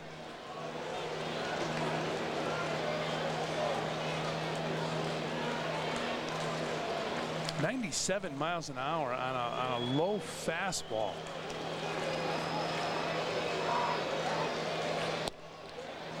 And that's about the same. 97 miles an hour. Again, a low fastball. Usually you're getting those high numbers when that ball is up a little bit.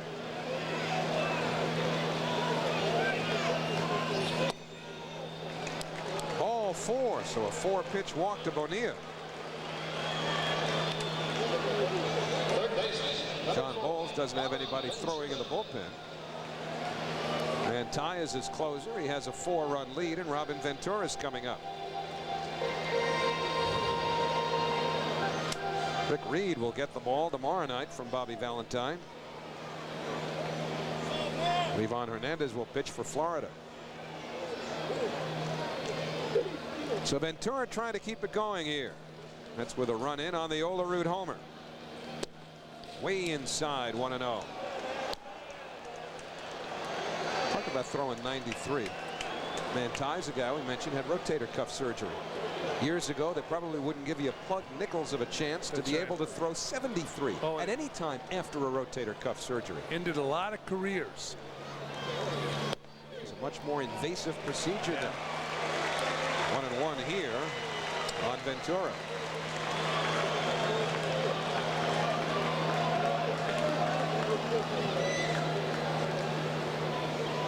Bonilla at first. He's not being held on. And Ventura able to get around on that heat. So the Marlins a strike away here. 1 ball, 2 strikes to Ventura. It was funny watching Ventura. I asked him before the game, does it really matter? Do you have to know the pitchers? He said no. He said, I'll talk to John Olerud. We have similar swings. It'll be a 1-2 pitch. And the breaking ball missed.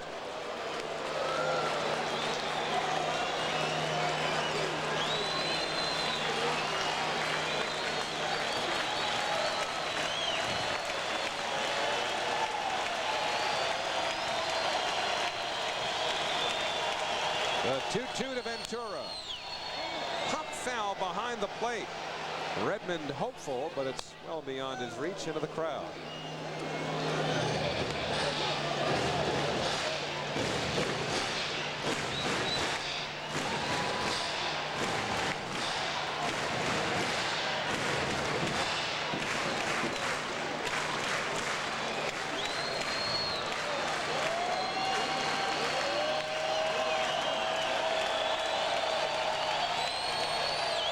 The 2-2 to Ventura, rides high. So, an automatic start at first base for Bonilla. 3 balls, 2 strikes to Ventura, who's trying to get it into Brian McRae's hands.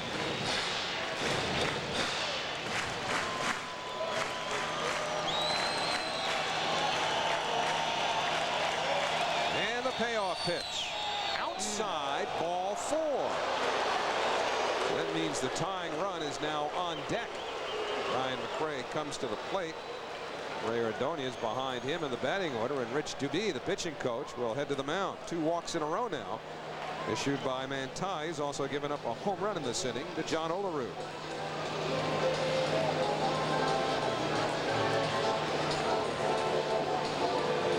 And he's trying to overthrow a little bit. Somewhat understandable. Opening day, big crowd, a lot of anxiety. Everybody's wired on opening day. Swinging too hard, throwing too hard. And a lot of people down here are appreciative of the efforts of the new Marlins owner, John Henry. I'd love him even more if he really spends some big bucks, just like Huizenga did. Right now, the Mets trying to stay alive here, trailing by 4. McRae a single and 4 trips. And that's hit well, deep left center. Dunwoody on the move, and the Marlins win it. Dunwoody got a good jump. McRae gave it a good ride. But the handshakes are being exchanged by the Florida Marlins, who defeat the Mets on opening day at Pro Players Stadium. 6-2 the final. And Preston Wilson having a good game. Kevin Orie, everything falling into place for the Marlins. Their pitching staff did a nice job against the Mets here opening day 1999. Really handcuffed the Mets as far as scoring runs were concerned. The Mets in this ball game had 9 hits, but scored only 2 runs. Yeah, they couldn't find the big hit today. Twice leaving the bases loaded. They would end up leaving 14 men on base throughout the game. And a big lift for the Marlins was their starting pitcher, Alex Fernandez, a proven winner in the major leagues. He came out, he challenged the Met hitters, went right after him, got the outs when he needed to get them, and the Marlins come out on top. Opening day 1999. John Bowles, the manager of the Marlins, congratulating his team as they leave the field. Last year, the Mets and Philadelphia Phillies went 14 innings on opening day before Alberto Castillo had a base hit that gave New York a 1-0 lead. This year, Billy and the Marlins celebrating his team's opening day win against New York. 6-2 the final. We're coming back, so stick around.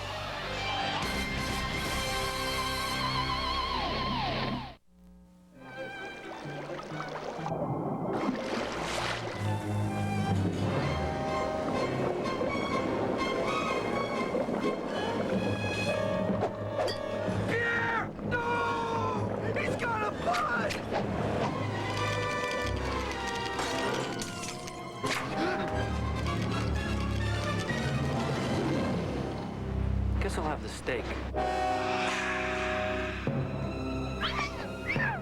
Wow. It's what people are saying about our latest Kenmore refrigerator. Why? It's the one with the one-touch shelf that adjusts into the stick. And there's that line drive into the stick. And there's that line drive off the bat of Kevin Orie, and a big hit for the Marlins, and a big day for Orie swinging the bat. He had 2 doubles. And a couple bright spots for the Mets. Robin Ventura would pick up a base hit, a sacrifice fly. 1 ball in the first inning that he might have played, didn't. It was scored a base hit, helping the Marlins build their 3 runs. But also John Olerud hit a home run for the Mets, and Mike Piazza broke his bat and hit one of the warning track for a double. Yeah, Piazza picking up that double early in the ball game. Olerud showed me something. Manti, who came in late in the game for the Marlins, was overpowering. He just blew Alfonso right off the field with his fastball, and then he faced Olerud. Olerud shortened his stroke, hit the ball over 400 feet for his first home run of the year for the Mets. Well, you know you're strong if you can break your bat and hit one almost to the wall, and that's exactly what Mike Piazza did in that first inning. The Mets would end up leaving the bases loaded in the first inning, but Piazza would pick up a double there. His first hit. Henderson picked up a hit for the Mets, but in all, the Marlins are the ones who had the big hits. They win the opener 6-2 here at Pro Players Stadium in Florida. Florida. 2 more to go against the Marlins this week, and then it's up to Montreal. 4 games against the Expos. We'll come back to Pro Player Stadium for more right after these messages. Get digital at The Wiz, where all the latest technology and all the digital brands you want most are right here, right now. Hear the power of Dolby Digital Sound. You won't believe your digital ears. Discover the world of digital video. You won't believe your digital eyes. More digital madness than you can ever imagine every day of the year. The digital craze goes on, so get digital. The world certainly is at The Wiz, your ticket to entertainment. Why do I have Aflac insurance on top of my regular health insurance? Because he has his mother's eyes. Because I still have to teach him to whistle. And because Aflac helps cover what other insurance doesn't. If I'm injured, Aflac even provides cash to help pay bills. So why do I have Aflac? Did I mention he has his mother's eyes? Aflac supplemental insurance. Without it, no insurance is complete. New York is a city of excess. Why one trade tower when you can have 2? Why just one Broadway? Why 9 to 5 when New York never sleeps? And like New York, Delta Airlines offers you more, like the most non-stops to more cities in Europe, as well as service from all 5 airports. And as for getting to them, why one bridge when you can have 18? Delta Airlines, putting you on top of the world. New York Mets baseball has been brought to you by The Wiz, your ticket to entertainment. By Aflac, insuring over 40 million people worldwide. By Delta, proudly sponsored by the 68,000 professionals at Delta Airlines. And by Coors Light, cross-brewed for that refreshing taste. Tap the Rockies. 6-2 Florida over the Mets on opening day here at Pro Player Stadium in Florida this afternoon.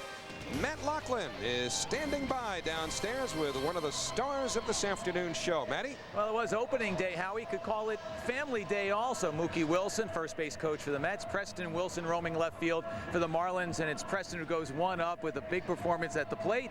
And the Marlins come away with a win. Congratulations on a big opening day. Oh, thank you. It was a lot of fun.